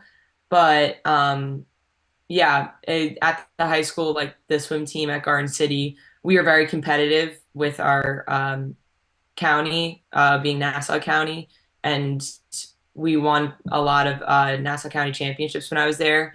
So that was really motivating for me to swim in college, and yeah, growing up around that was great. I can hear your accent, but it's subtle. Has it gone away a little bit being in Binghamton? I wouldn't say it's gone away, but it's always a little bit there. I could say like my roommates sometimes are like, yeah, we can hear your Long Island accent, Yeah. especially like growing up around my mom. She has a thick Long Island accent, so I think it's always been there a little bit. Now, I want to get into Long Island for both of you, and Lauren, I'm going to start with you. So I know that you're never in Long Island; you're always on Long Island. I learned that a couple of years ago from spending a lot of time, spending like a summer there. I think like 3 years ago. So I know the things that I like. And I know that the only place that I can get an egg everything bagel is on Long Island that I know of up to this point is to get one that's a mashup like that.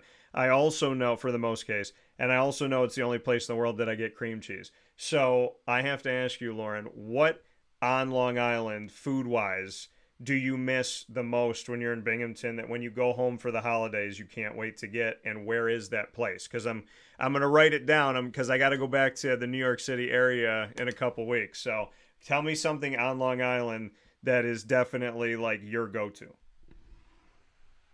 Yeah, 100% bagels and pizza.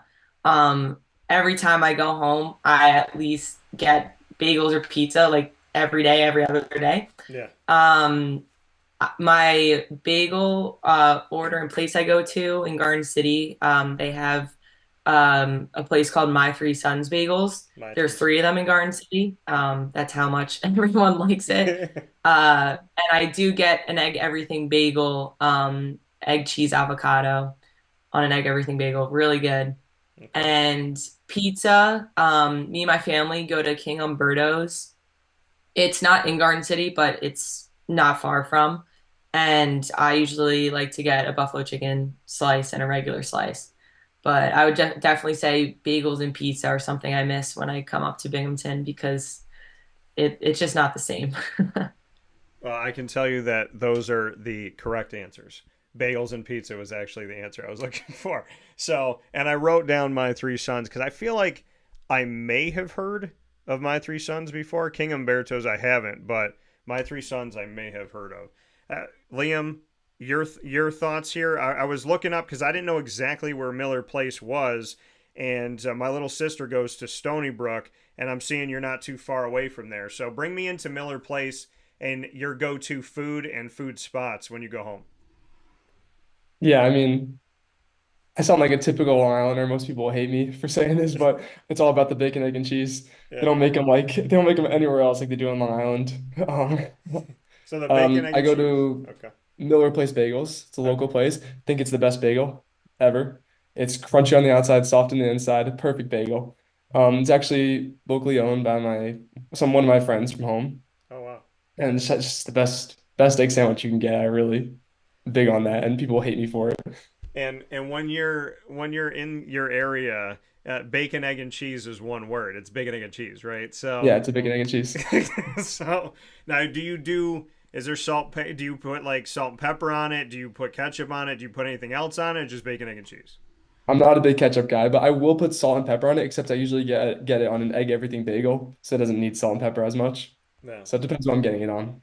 100% of this conversation this morning all agree is that the egg everything bagel is the best mashup that you can have. Mm. So I feel like that vindicates me from anybody else telling me any other type of bagel. Before we get into rapid fire, Liam, bring me into this season. Like I said, it just started. We're very early on into it, but what are your thoughts on the makeup of this men's swimming and diving team, the talent that you have, just what your thoughts are on this specific group for 2024-25?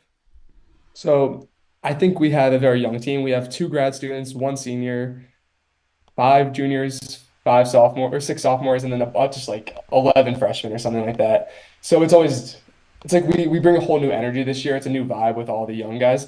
But I have to say, this is probably the most goal-driven group I've seen. They're some of the hardest workers I think we've ever had, which is really exciting to see because it's just the beginning. They're still getting used to college swimming, and they're already like, we want to win this year. Like, I think we can win this year, and it's really good to see how like they're talking about their goals all the time. So it's a whole new dynamic with the team. But I really like how goal driven they are. I think it's going to be a good season, and I think they're really hard workers. So Awesome.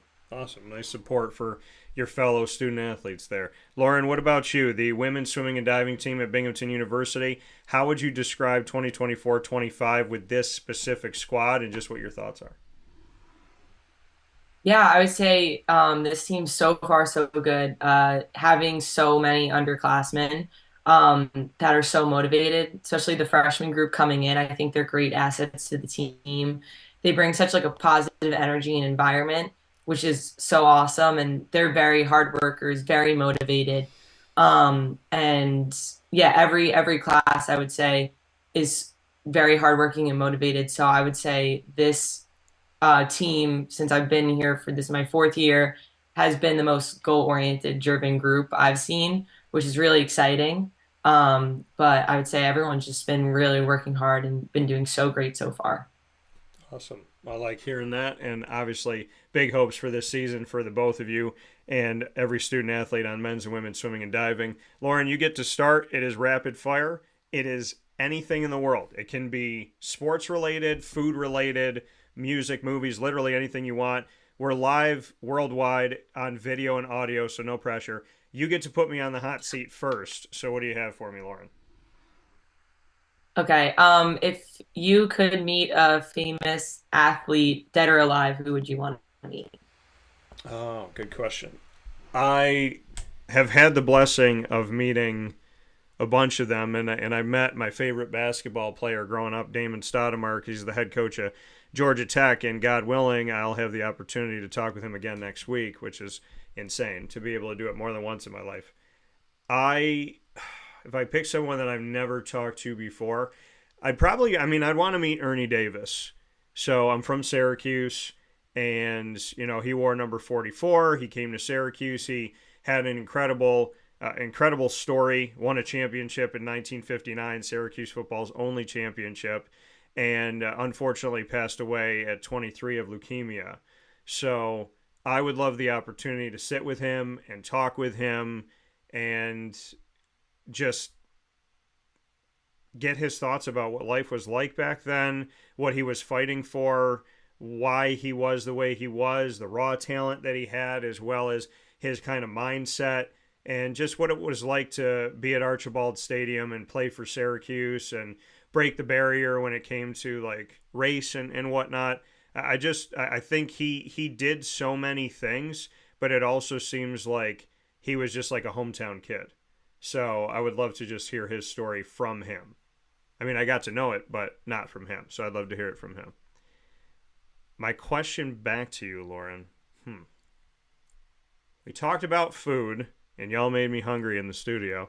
So my question to you, non-food related, is when you go home, what is your like getaway, your spot on Long Island, like your place of peace? Okay, that's a good question. I would say my place of peace has always been the beach.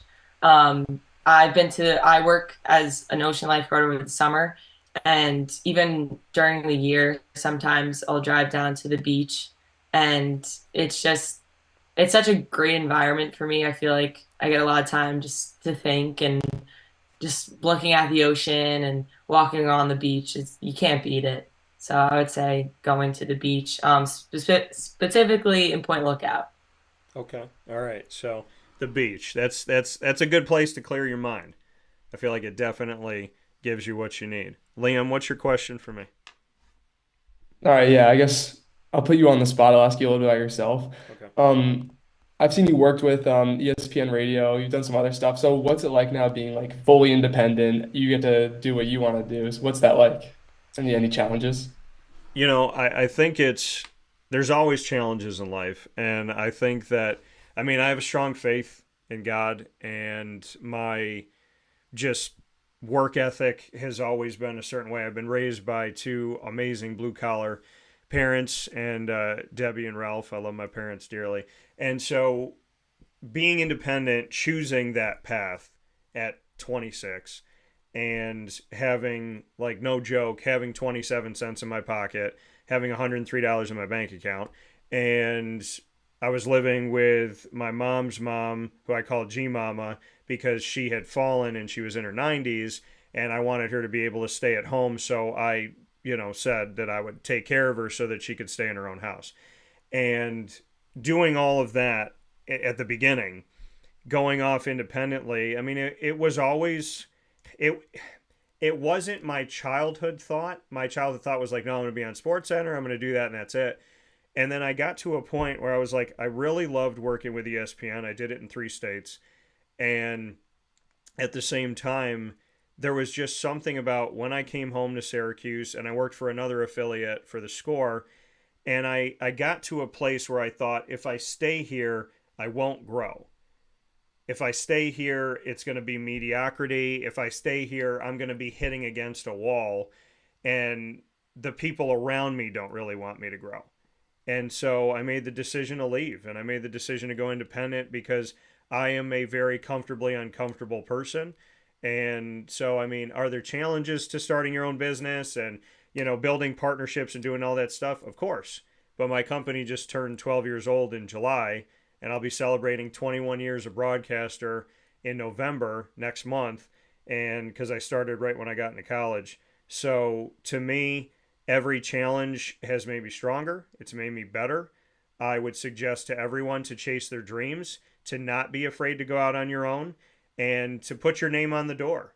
I mean, I could have stayed with the names that were around forever, but I decided to make a new name and a new company and a new brand and a new business. And so to me, that's been one of the greatest things in my life as far as pushing me, as far as causing me to be courageous, to be confident, to learn through adversity, to know when you're wrong and know when you're right, to know how to fix it, to figure out how to work things out. I've been challenged all the time, and I've met some of the greatest people, some of my closest friends, and it continues every single day to change my life. And hopefully one day when I have the opportunity to have kids, I can look at them and say, chase your dreams and don't be afraid to catch them. And when they say, well, why do you say that, Dad? How do you know? I could tell them because I lived it every single day. And I'm still living it, hopefully, when I'm telling them that, because I know I will be. So, yeah. So, I mean, I love what I do, and I wouldn't change a thing. Yeah, it's inspiring here. Thank you. My question back to you is, beyond swimming, do you have an aspiration of something that you would like to do? And what is that? Honestly, I'm still trying to figure it out what exactly I want to do. I mean, when I was little, I would enjoy basketball. I'm a big NBA fan. I was like, I want to be a basketball player. Unfortunately, that wasn't the set of skills that I was given, but it's still fun. I still enjoy playing in my free time. As far as career-wise, still figuring it out. I think I'm hoping that getting a few internships, hopefully, over the years and just really trying new things, I'll be able to really find out what I want to do and grow from there. But for now, yeah, definitely still trying to figure it out a little bit. This is going to be fun to time capsule that you said, I'm figuring it out, and then to come back here in a couple of years and be like, okay, where did he go? That'll be cool to see. I'm going Yeah, to I'd love change. to. Yeah, no, and I appreciate that. I'd love to have you back. I'm going to change this up here. Instead of you guys getting asked me another question, I'm going to do something else. So I'm going to have you guys get to ask each other. So, Liam, you get to ask Lauren anything you want whenever you're ready. Oh, this is tough. Putting me on the spot. I don't know what I'd want to ask her.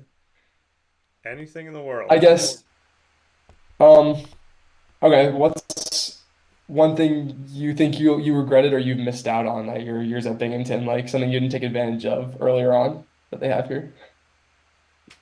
Okay. Oh, that is a hard question. Um, I would say I wish I took advantage more of like organizations and clubs and like going to more like events at Binghamton because I know they do have a lot of things going on campus a lot. I just feel like coming in freshman year and just focusing straight away on swimming and academics, it was kind of hard to branch out and do that.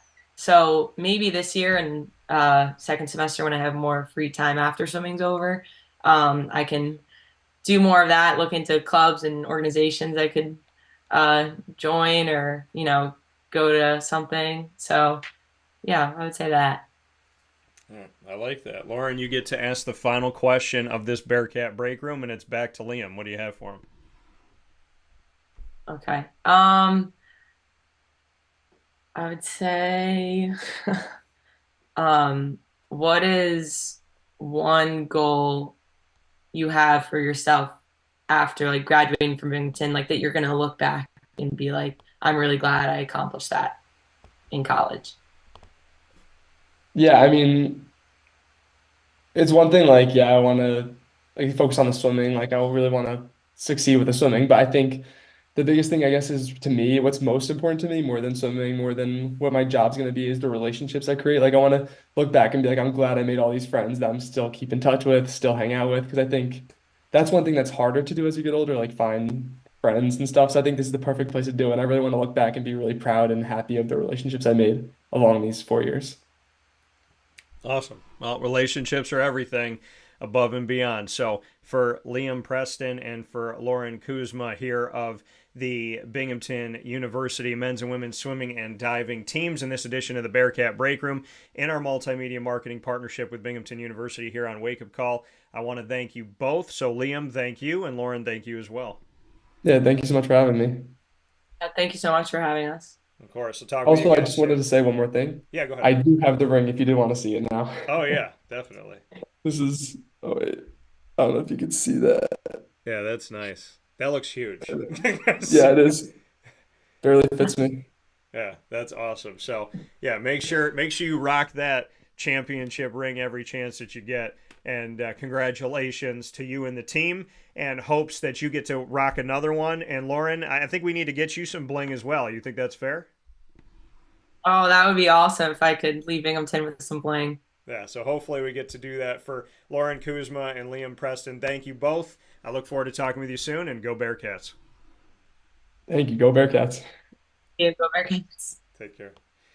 That coming from Lauren as well as Liam here on Wake Up Call with Dan Tortora, where sports truly meets that thing called life. And that was our newest Bearcat Breakroom here live with the men's and women's swimming and diving teams here from Binghamton University in our exclusive multimedia marketing partnership with the Binghamton University Bearcats. So thank you to Binghamton, and thank you to both of our student athletes today. And awesome to make some history here with Liam and Lauren, as that's the first time that we had student athlete representatives here from the men's and women's swimming and diving team in our first year working with Binghamton. So we're going to have a lot of firsts, and very excited we got to do that, especially coming off of speaking with Jerry Comiskey, the men's and women's swimming and diving head coach at Binghamton University, last week for that edition of the Bearcat Breakroom. Well, we're going to take a step aside for a fast break. And today, as I wear my fiery type shirt in celebration of our newest partner that officially begins today on October 1st, 2024, that being Fire Pit Barbecue and Saloon, you have the opportunity to hear from them for the first time ever.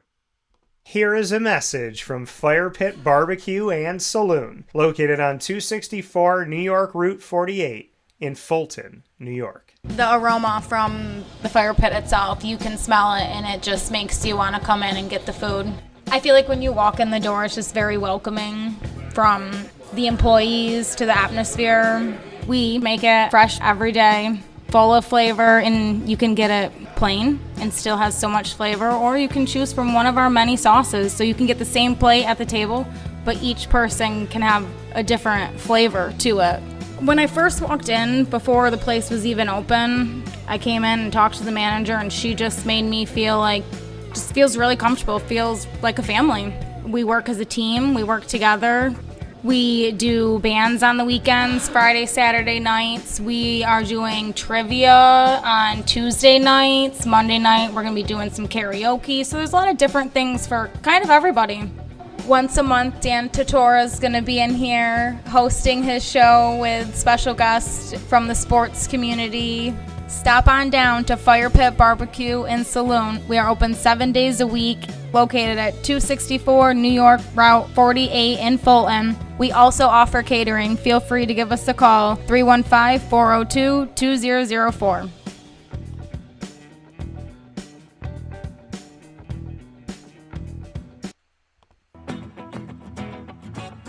Hi, this is Amy from Mother's Cupboard, home of the whole frittata. We are open daily 6 a.m. to 1:30 p.m. For takeout orders, call 315-432-0942 and tune in to Wake Up Call with Dan Tortora for our monthly food challenge, and try our Wake Up Call signature menu item, available 7 days a week. Here at Mother's Cupboard, we are Central New York, and it's our honor to serve you. Ma and Pa's Kettle Corn and Popcorn Factory remind us that every day is worth celebrating at 201 7th North Street in Liverpool, New York. Open Monday through Saturday in-store and always online at maandpaspopcorn.com. Serving our Central New York community and beyond, order anywhere, anytime at maandpaspopcorn.com. Stop in to get a tin at Ma and Pa's on 201 7th North Street in Liverpool, New York to get your half-price refills for the rest of your life. Come to Ma and Pa's for your holiday gift giving for family, friends, employees, and clients. And remember, for fundraising and events, to call 315-450-6272. That's 315-450-6272. Ma and Pa's Kettle Corn and Popcorn Factory. How corny are you? This is Jimmer Sikowski, owner-operator of Chick-fil-A Cicero, 7916 Brewerton Road in Cicero, right in front of the Home Depot. I had a deep feeling that God wanted me to do something bigger with my life and to help people, help others. I kept putting Chick-fil-A in my life, and I realized as I was going through the franchise selection process that positively impacting the lives of others was really core to what we do here at Chick-fil-A. First of all, it starts with the food. The food is brought in fresh daily. We bring in local produce. We prepare to order in the kitchen. We hand bread our chicken. We hand spin our milkshakes. It's great food. It doesn't taste like fast food. I think the second thing is the way people feel when they come in a Chick-fil-A restaurant. It's different. We try to treat people with intentional kindness here, which is very different and deeper than good customer service. And so I think it feels remarkable for most people to come in a Chick-fil-A restaurant. And then lastly, the impact that we try to have in the community is very different.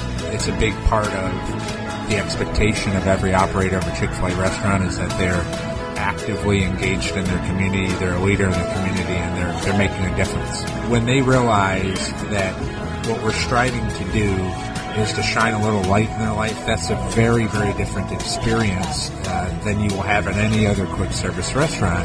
And it's that remarkable experience that I think people will emotionally connect with.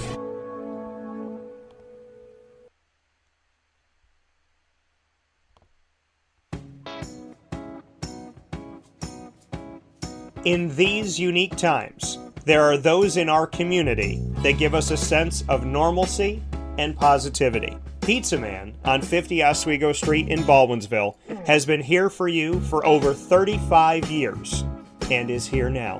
Call 315-638-1234 or order online at pizzamanbville.com to bring those familiar tastes into your home. And remember to come see our monthly on-site broadcasts centered around the community and our Baldwinsville Bees.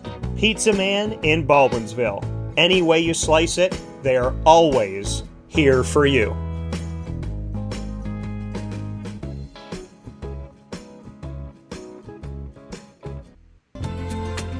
Looking for your next ride? Look no further than Great Lakes Honda City, located on 7140 Henry Clay Boulevard in Liverpool, New York. Serving our community for decades, their new and pre-owned vast array of vehicles are available to you Monday through Saturday on site. To search from home, shop at GreatLakesHondaCity.com. Call 315-365-5576 to set up an appointment. That's 315-365-5576 for Great Lakes Honda City, 7140 Henry Clay Boulevard in Liverpool, New York. Great cars, great people, Great Lakes. All right, you need to come out here and get yourself the Brooklyn Pickle. I was talking about this with one of my buddies. I was like, yo, there's no better sandwich in the state of New York than the Brooklyn Pickle. And now that I found out that they're going down to North Carolina, we are taking over your taste buds everywhere you are, wherever you're going to be. You need to get yourself out to the Brooklyn Pickle. Pinehurst, you just realized that you found yourself the best sandwich shop that you're ever going to have. This is a glorious moment. It's a blessing to your community. You're welcome. Brooklyn in the house, baby. Go over to the Brooklyn Pickle. You already know what it is. You heard the man. Head to Brooklyn Pickle Pinehurst on 1788 Old Morgantown Road in Southern Pines, North Carolina.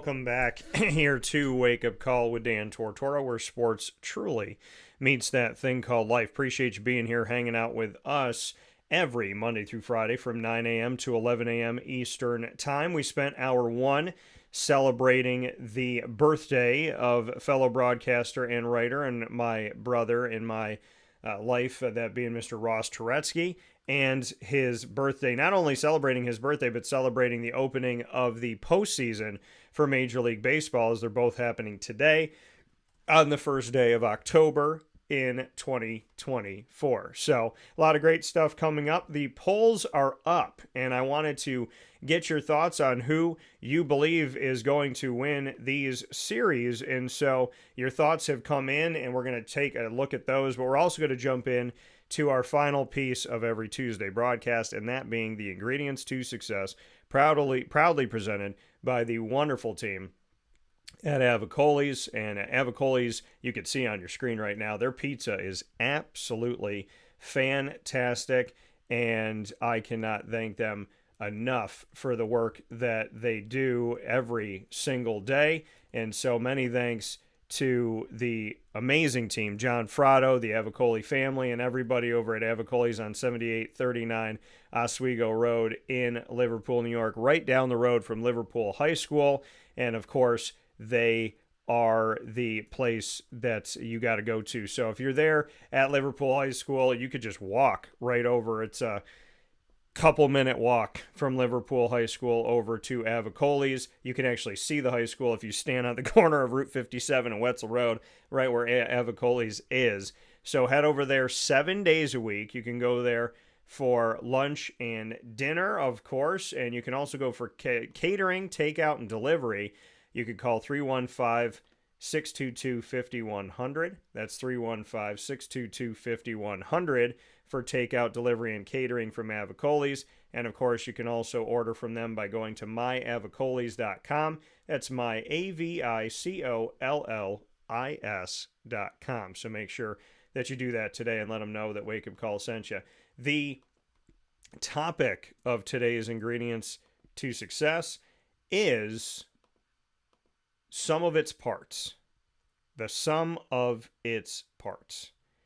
And what does that mean? Well, you know, they say a team is the sum of its parts, and that you're only as strong as your weakest link. Now, why do people say that? You're only as strong as your weakest link. What if there's 5 strong people and there's only 1 weak link? Well, think about a team like a car, okay? If you have a good transmission and a good carburetor and you got good wheels, but you got a bad engine, the car's still going to struggle.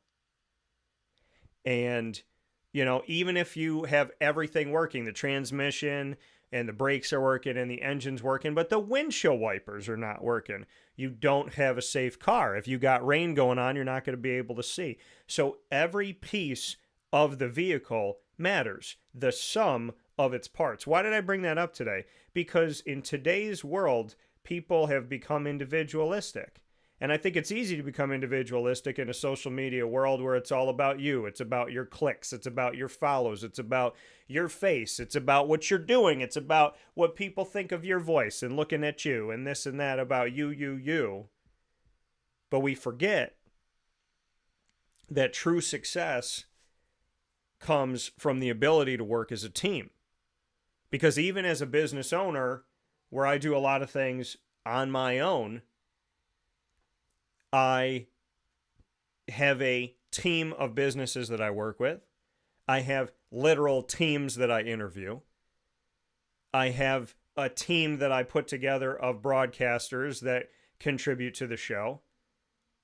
So I have a family of people that I work with. Even in a business ownership where it's on me and only me, I'm still working with other people and doing those things. And so when I look at the sum of its parts, what I'm saying and why I chose this today is to remember the fact that teamwork really is better than the alternative. Can you do things on your own? Of course you can. I've done it. Many of you listening have done things on your own, right? And you have to be able to take care of yourself, pick yourself up, right? You got to be your own best friend, you and God, and you can do it. Sometimes it feels like you and God versus the world, and even though that doesn't feel like enough, I can promise you it's more than enough.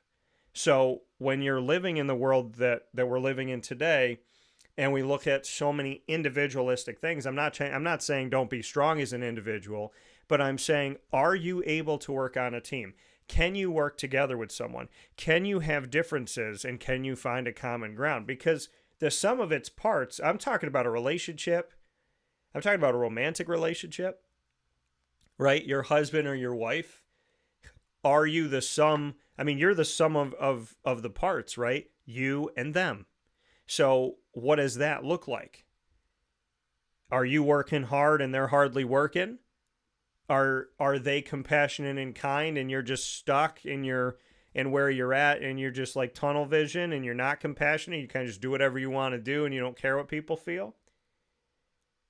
The sum of its parts, a relationship, be it a friendship, be it parent-child, be it grandparent-child to grandchild, be it brother-sister, husband-wife, girlfriend-boyfriend, be it business, a relationship, be it a team, a roommate.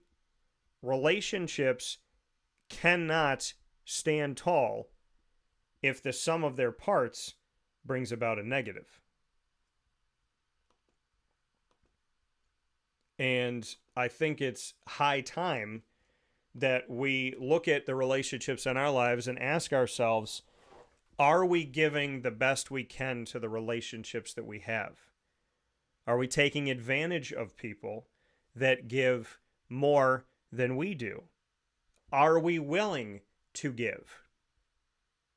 Do we come halfway?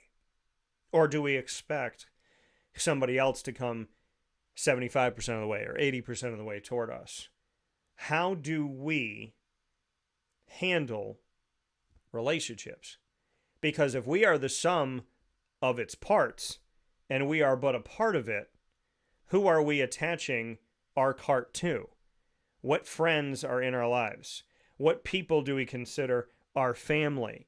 Who are we sticking around? Who are we dating? Who are we working with? And who are we working for? Because your life has, whether you believe it or not, it has a direct connection to the parts that you've let in.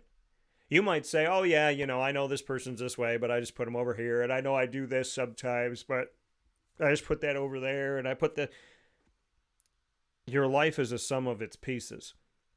So what you bring in and what you bring out, what you bring in and what you let out, those will have an effect on you.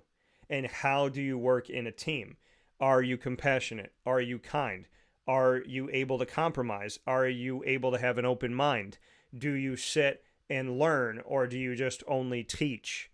Do you seek to understand, or do you just want to be understood? Do you talk over people, or do you let people's opinions come out, and do you let them complete their thought before you respond? Have you already decided in your head the answer, or are you willing to hear the question before you answer it? You know how many people in life, think about that. Think about that. The next time you have a conversation with somebody, how many people answer a question that you didn't even ask them yet? Right? They don't even let you say the question, and they're already out with the answer, and this is this, and this is that, and this is what I think about this, this is what I think about that.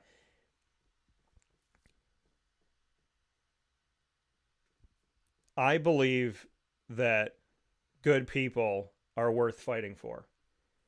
Whether those are people that work for you, work with you, people that you work for, whether that's romantic, whether that's a friendship, whether that's family, I believe that people are worth fighting for when there's something good. When there's something toxic, you have to let it go. Because if you understand, some teams aren't good to be on.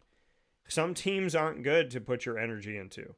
Some teams are not fruitful. Some teams are not set up to handle adversity, right? You ever been on a team where people quit? You ever been in a relationship where somebody quits? You ever been in a friendship where somebody quits? You ever be around somebody where you would do anything and everything for them and a leaf blows a certain way and they're gone? That's how easy it was to get them to walk away. So if a team is the sum of its parts, you have to look at the team that you're creating. You have to look at the team that you're willing to be on. And you have to look at what you're doing for the team. Are you saying to the team, hey, let's work together on this, and then you end up being awake at 3 o'clock in the morning doing all the work while they're sleeping? Or are you on a team where they're awake with you? They're doing the work with you. They're putting the time in. A team is the sum of its parts. A football team that has a good offense but a not great defense and a so-so special teams, they're not going to win that much. And if they do win, they're going to be beating teams that are worse than them, that have more issues than they do, but against a good team, they're going to struggle. A team is the sum of its parts. People talk about offense and defense all the time. They very rarely talk about special teams unless special teams screws up. But when there's missed field goals and there's muffed punts and there's illegal blocks in the back and there's penalties for this and there's penalties for that, and the kick return game is bad and the punt return game is bad and the field position is terrible, then people talk about it. Then people talk about it. People are more forgiving. An offense will make a mistake. They'll have a holding penalty and then another holding penalty and a dropped ball. But the next drive, you're like, all right, let's see what you got. Let's see what you got on the next play. Defense, they miss this tackle, they miss that tackle, but they get an interception and a lot of things are forgiven. Special teams, they got to be perfect at all times or else. And that's not fair because a team is the sum of its parts. And if special teams is that thing that's supposed to be automatic, then why don't you expect offense to be automatic? Why don't you expect defense to be automatic? People say about kickers all the time, you had one job, kick it through the uprights. Like it's an easy thing to do. You ever see fans at halftime at the Dome try and kick the ball through the uprights? Then what do they typically do? They kick a line drive because people don't lift the ball with their foot. It's a hard thing to do. It's not an easy thing to do. You think you can watch a kicker and then line up and go and kick that ball and it's just going to go start spinning and go right through the air, straight through the uprights. Most of them are knuckleballs that slam right into the side of the wall right below the fans. It's not an easy job. So a team being the sum of its parts, if one part is failing, if one part is struggling, if one part isn't right, if one part doesn't have the right people, if one part doesn't have the right teaching in the right direction, then the rest of the team will struggle. You ever when you were in high school, you ever have to do a project where your teacher would pick 5 people and they would know who your friends are, or they know who, because the thing is, when they tell you how to line up, you're typically standing next to your friends. So a smart teacher, when you line up and they say, okay, everybody get in the front of the room, make a line facing me. When y'all make a line facing the teacher, 99.9% of the time you're going to do what? You're going to stand by your friends. Unless you got hip to the game like me and you told your friends, okay, they normally count in 3s or 4s, so stand 3 away from me. And then that day the teacher counted in 4 and still outsmarted me. Credit to that teacher. But normally you stand next to your friends. So when a teacher is putting groups together, putting teams together, what is that teacher doing? Separating you from the people that you spend time with, separating you from the people that you get along with, separating you from the people that know you and you know them, because they want to see what a team can look like with a bunch of strangers and what the sum of its parts will be. And there's challenges when they do that because they don't talk to you, right? They don't have lunch with you. They don't hang out at your house. They don't know the name of your dog. They've never really spent time with you, but these are people that have to now become a team with you. And we're putting together the sum of those parts. And when we put together the sum of those parts, we have to look at every piece. And if a car is not going to be successful with everything but windshield wipers, everything but an engine, everything but a transmission, everything but a check engine light, everything but a shift, either an automatic opportunity to shift from park to reverse to drive, or if you have a stick shift and whatnot, without brakes, without gas, right? Like without a pedal, I should say, because some of them don't run on gas. But a car needs every piece to function. And even electric cars and gas-powered cars are similar in the sense that they both have to stop and refuel, re-energize. They're both plugging in to get what they need. So the next time you think about, well, I got this team of people, these are my 5 best friends, but this one's always a problem. This one's always doing this and that. Remember, if that person is your check engine light, if that person's your transmission, if that person is your brakes, are you willing to not have those work and then tell the rest of the car to keep going?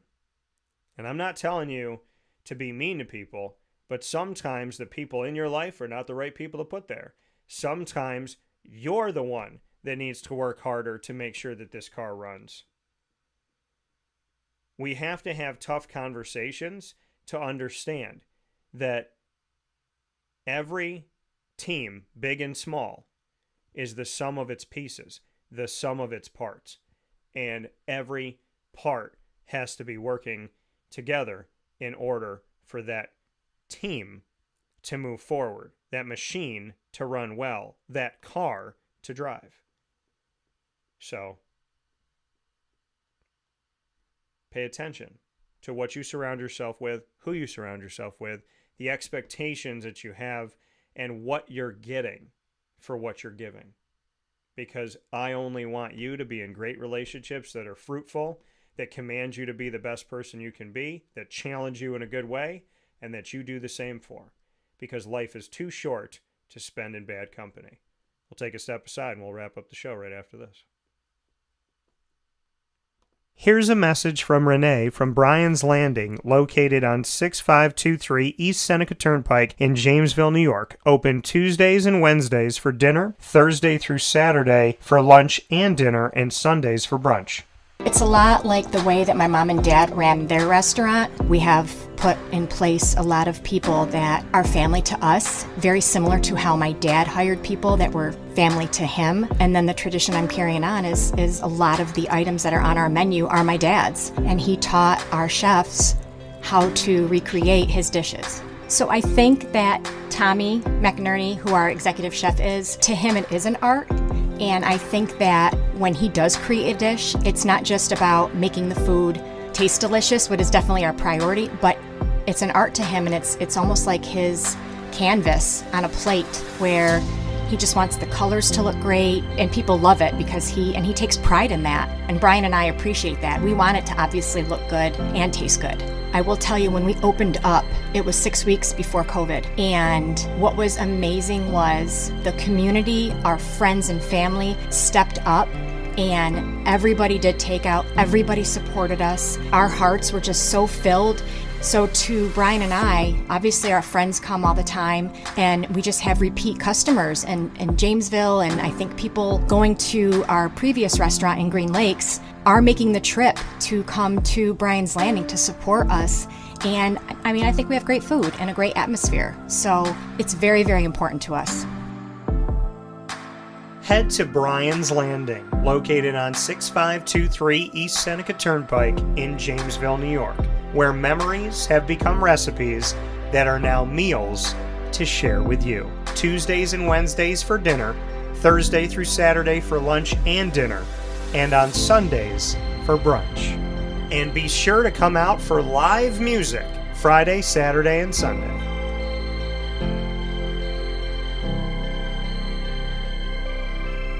Here is a special message from Brian Bruno, owner of Servomation Refreshments Incorporated. I grew up in the family business, had the experience of working for a national food service company with thousands of employees. And as much as I enjoyed the experience I had, there's something about, owning my own company and being able to change the things I saw wrong with the industry firsthand, which is why I moved back to my hometown in Canastota, New York to launch Servomation. It was back in 2007. When we first started the business in 2007, really you didn't find any machines with credit card readers. There was a lack of variety in machines. You got stuck with basically whatever the vending company wanted to sell that day. There was a lot of inefficiencies in the business, and those were all things that we saw as opportunities, both from a customer level to improve and from an operating level to be more efficient.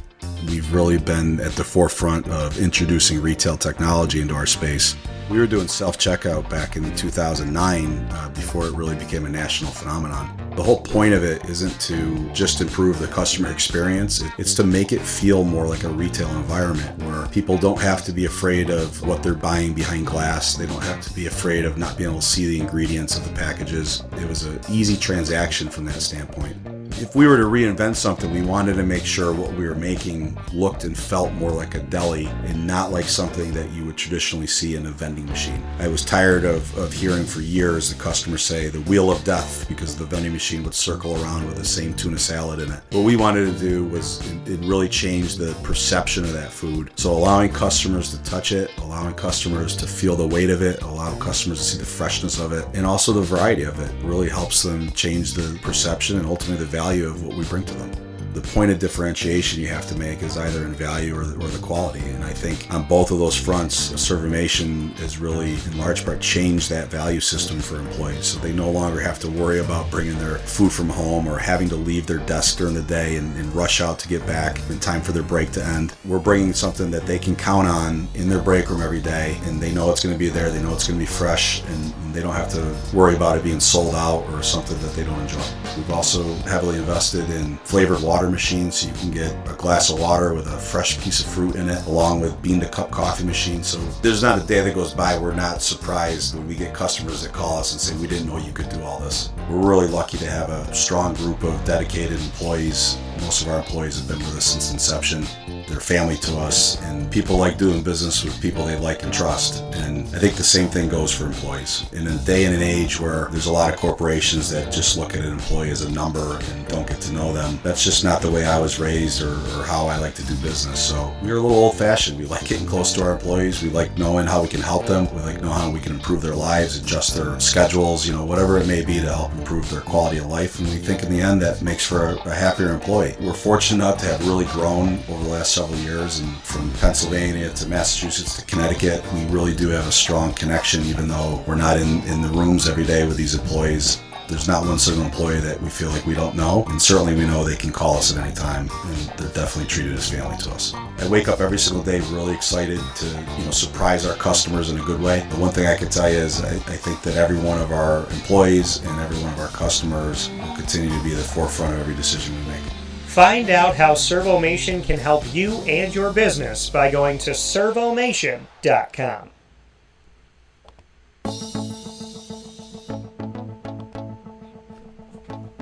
Avicolli's, located on the corner of Route 57 and Wetzel Road in Liverpool, New York, has been your trusted neighbor for decades. Located just steps from Liverpool High School, we're happy to have the Liverpool Warriors on-site, on-location broadcast at Avicolli's through Wake Up Call with Dan Tortora every single month, featuring student athletes, coaches, and administration throughout the year from Liverpool High School. Head out to Avicolli's today on the corner of Route 57 and Wetzel Road in Liverpool, New York, open Tuesday through Sunday for lunch, dinner, and drinks. We'd love to see you out there, and of course you can call them at 315-622-5100 for takeout, delivery, and catering. That's 315-622-5100, and also find them on myavicollis.com. That's myavicollis.com.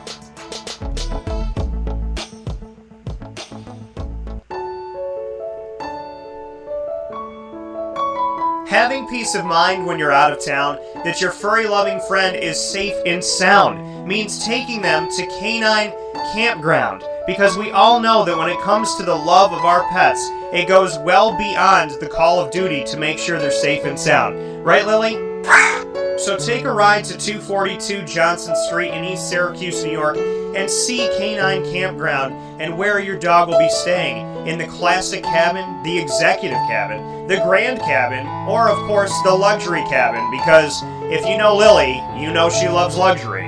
Now you don't have to wait to the last minute to find a family member or a friend that'll take your dog for a few days.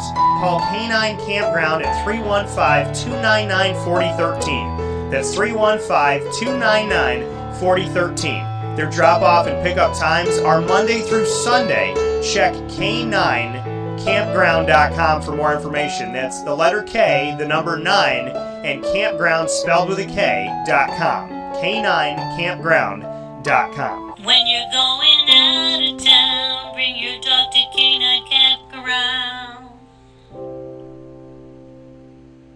Carvel DeWitt, it's what happy tastes like. Do you know why? Because we make ice cream. Creamy, rich, flavorful ice cream. Not yogurt or iced milk like some of our competitors. Ice cream. Fresh, by hand, daily. For the calorie conscious, we have something new for you. Our new Carvelite. Same great flavor, creaminess, and texture of our regular ice cream with only 35 calories an ounce. So whether you want an ice cream cake, flying saucer, dasher, carvalanche, hard or soft ice cream, we will satisfy your craving with our fresh, handmade regular or new Carvelite ice cream. Carvel DeWitt. It's what happy tastes like. The Wildcat Sports Pub in Camillus, New York is located on 3680 Milton Avenue in the Home Depot Plaza. It is your family-friendly sports bar and restaurant. Folks, some sports bars aren't family-friendly. Some family-friendly restaurants are not sports bars. The Wildcat Sports Pub in Camillus, New York is proud to be both. It is that marriage that you've been looking for years. The Wildcat Sports Pub is your home base for your sports bar and restaurant needs, games for the kids, indoor and outdoor activities, and enough things on the menu to come back every single week and get to try something new. They're open Sundays from noon to 8 p.m., Monday through Wednesday, 11 a.m. to 11 p.m., and Thursday through Saturday from 11 a.m. to midnight. For reservations and party information, call 315-487-2222 for the Wildcat family-friendly sports pub and restaurant.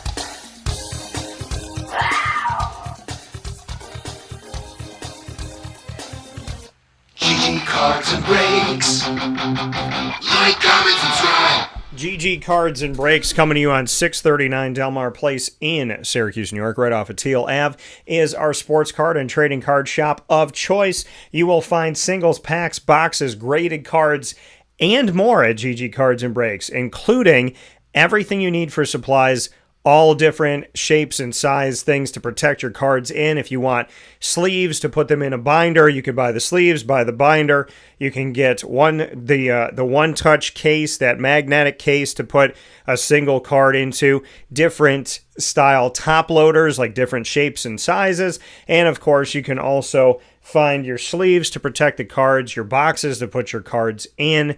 They have everything. If you've never collected cards before, you can walk into GG Cards and Breaks and walk out like a pro, because they know what they're doing and they have fantastic people that care so very much that are there for you, starting with Josh and Anthony. I cannot thank them enough for all the work that they do at GG Cards and Breaks. So make sure you head out there today.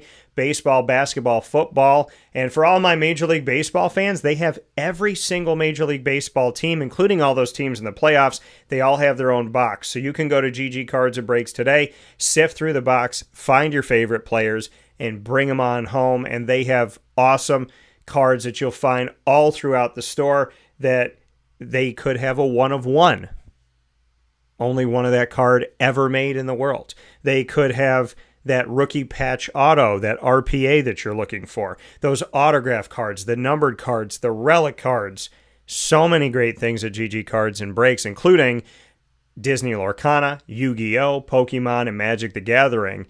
So get there while supplies last and get some awesome things at GG Cards and Breaks. The packs and boxes allow you the opportunity to try your luck and see what you can get. And of course, they're singles and they're graded cards. You know exactly what you're going to be bringing home from GG Cards and Breaks. Head there today. Let them know the DT sent you to 639 Delmar Place in Syracuse, New York, right off at Teal Ave, Tuesday through Saturday from 10 to 6 and on Sundays from 10 to 5. With that being said, here on Wake Up Call with Dan Tortora, where sports truly meets that thing called life. I want to give many thanks to my guest today inside of Mon Pa's Popcorn.com's What's Poppin'. Big time props to the birthday boy, Ross Turetsky, celebrating the opening day of the Major League Baseball 2024 postseason on the day of his birth. And one of the greatest people that I know, and someone I am proud to call my brother and my friend. I love him dearly, so God bless to you, Ross, and to the whole family. Many blessings, and enjoy baseball today and all throughout the season. Y'all been voting in the polls. Keep doing that on X at CallDT. You got 24 hours to do it. CALLDT.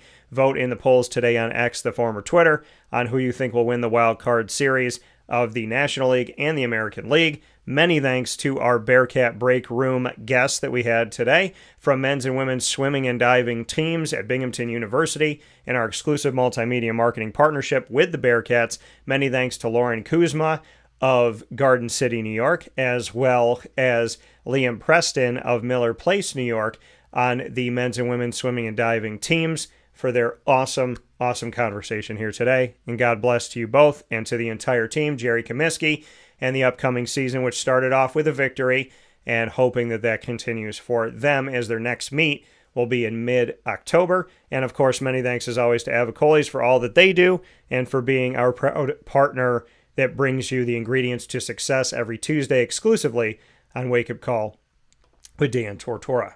Here on Wake Up Call, you're watching and listening every Monday through Friday from 9 a.m. to 11 a.m. Eastern Time. Around the world on YouTube.com and Facebook.com, both /WakeUpCallDT, and on WakeUpCallDT.podbean.com, live internet streaming radio. Once the shows go live, like yesterday's broadcast, they hop right into the archive, and you can get them in Amazon Music, Audible, iHeartRadio, iTunes and Apple Podcasts, Player FM, Podbean, Podchaser.com, Podvine, Spotify, TuneIn, and YouTube, among others. All you have to do is search Wake Up Call with Dan Tortora on any one of these outlets, or one word, Wake Up Call DT, and then all of a sudden we're streaming through your radio, just like we're on traditional radio in your hometown and home state. Many thanks to our incredible partners in Central and Upstate New York, Carvel DeWitt, the Wildcat Sports Pub, Servomation, reimagining, reinvigorating, and just giving us an amazing world of vending that I never anticipated or expected with their technology, their offerings, and the quality of their food. Shout out to Brian Bruno and everyone at Servomation. Find out how they can serve your school as well as your business, rest stops, and all different places throughout the country by going to Servomation.com. Mother's Cupboard, Canine Camp Dog Daycare, Pizza Man, Ma and Pa's, the snack capital of the world on 201 7th North Street in Liverpool, New York, Canine Campground Dog Boarding, Chick-fil-A Cicero, GG Cards and Brakes, Avicolli's, Great Lakes Honda City, Brian's Landing, and I told you that open spot was for somebody, and you found out today that it's for Fire Pit Barbecue and Saloon. Welcome to the family, Fire Pit, our barbecue restaurant of choice. And you can head out and see them on 264 State Route 48 in Fulton, New York, any day of the week. And of course, we are the exclusive multimedia marketing partner of your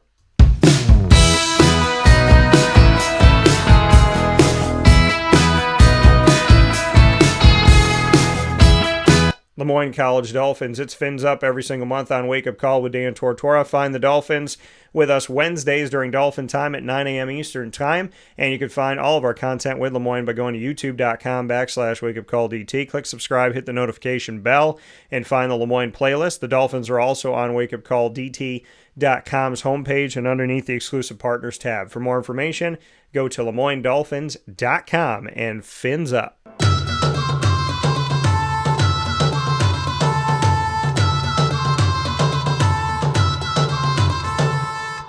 The Bryan and Stratton College Bobcats of Syracuse are exclusive multimedia marketing partners with Wake Up Call with Dan Tortora. You will find the Bobcats every single month here on Wake Up Call, where sports meets life, and what we call the Bobcat Buzz, spotlighting those Bryan and Stratton College Bobcats of Syracuse with men's and women's soccer, men's and women's basketball, baseball, and esports. All of that comes to you, and you can find the entire group of broadcasts. All of the Bobcat Buzz specials on youtube.com/wakeupcalldt. Click subscribe, hit the notification bell, find the BSC Syracuse playlist, and of course, you can also find them on wakeupcalldt.com's homepage and underneath the exclusive partners tab. For more information, go to syracuse.bscbobcats.com and go Bobcats.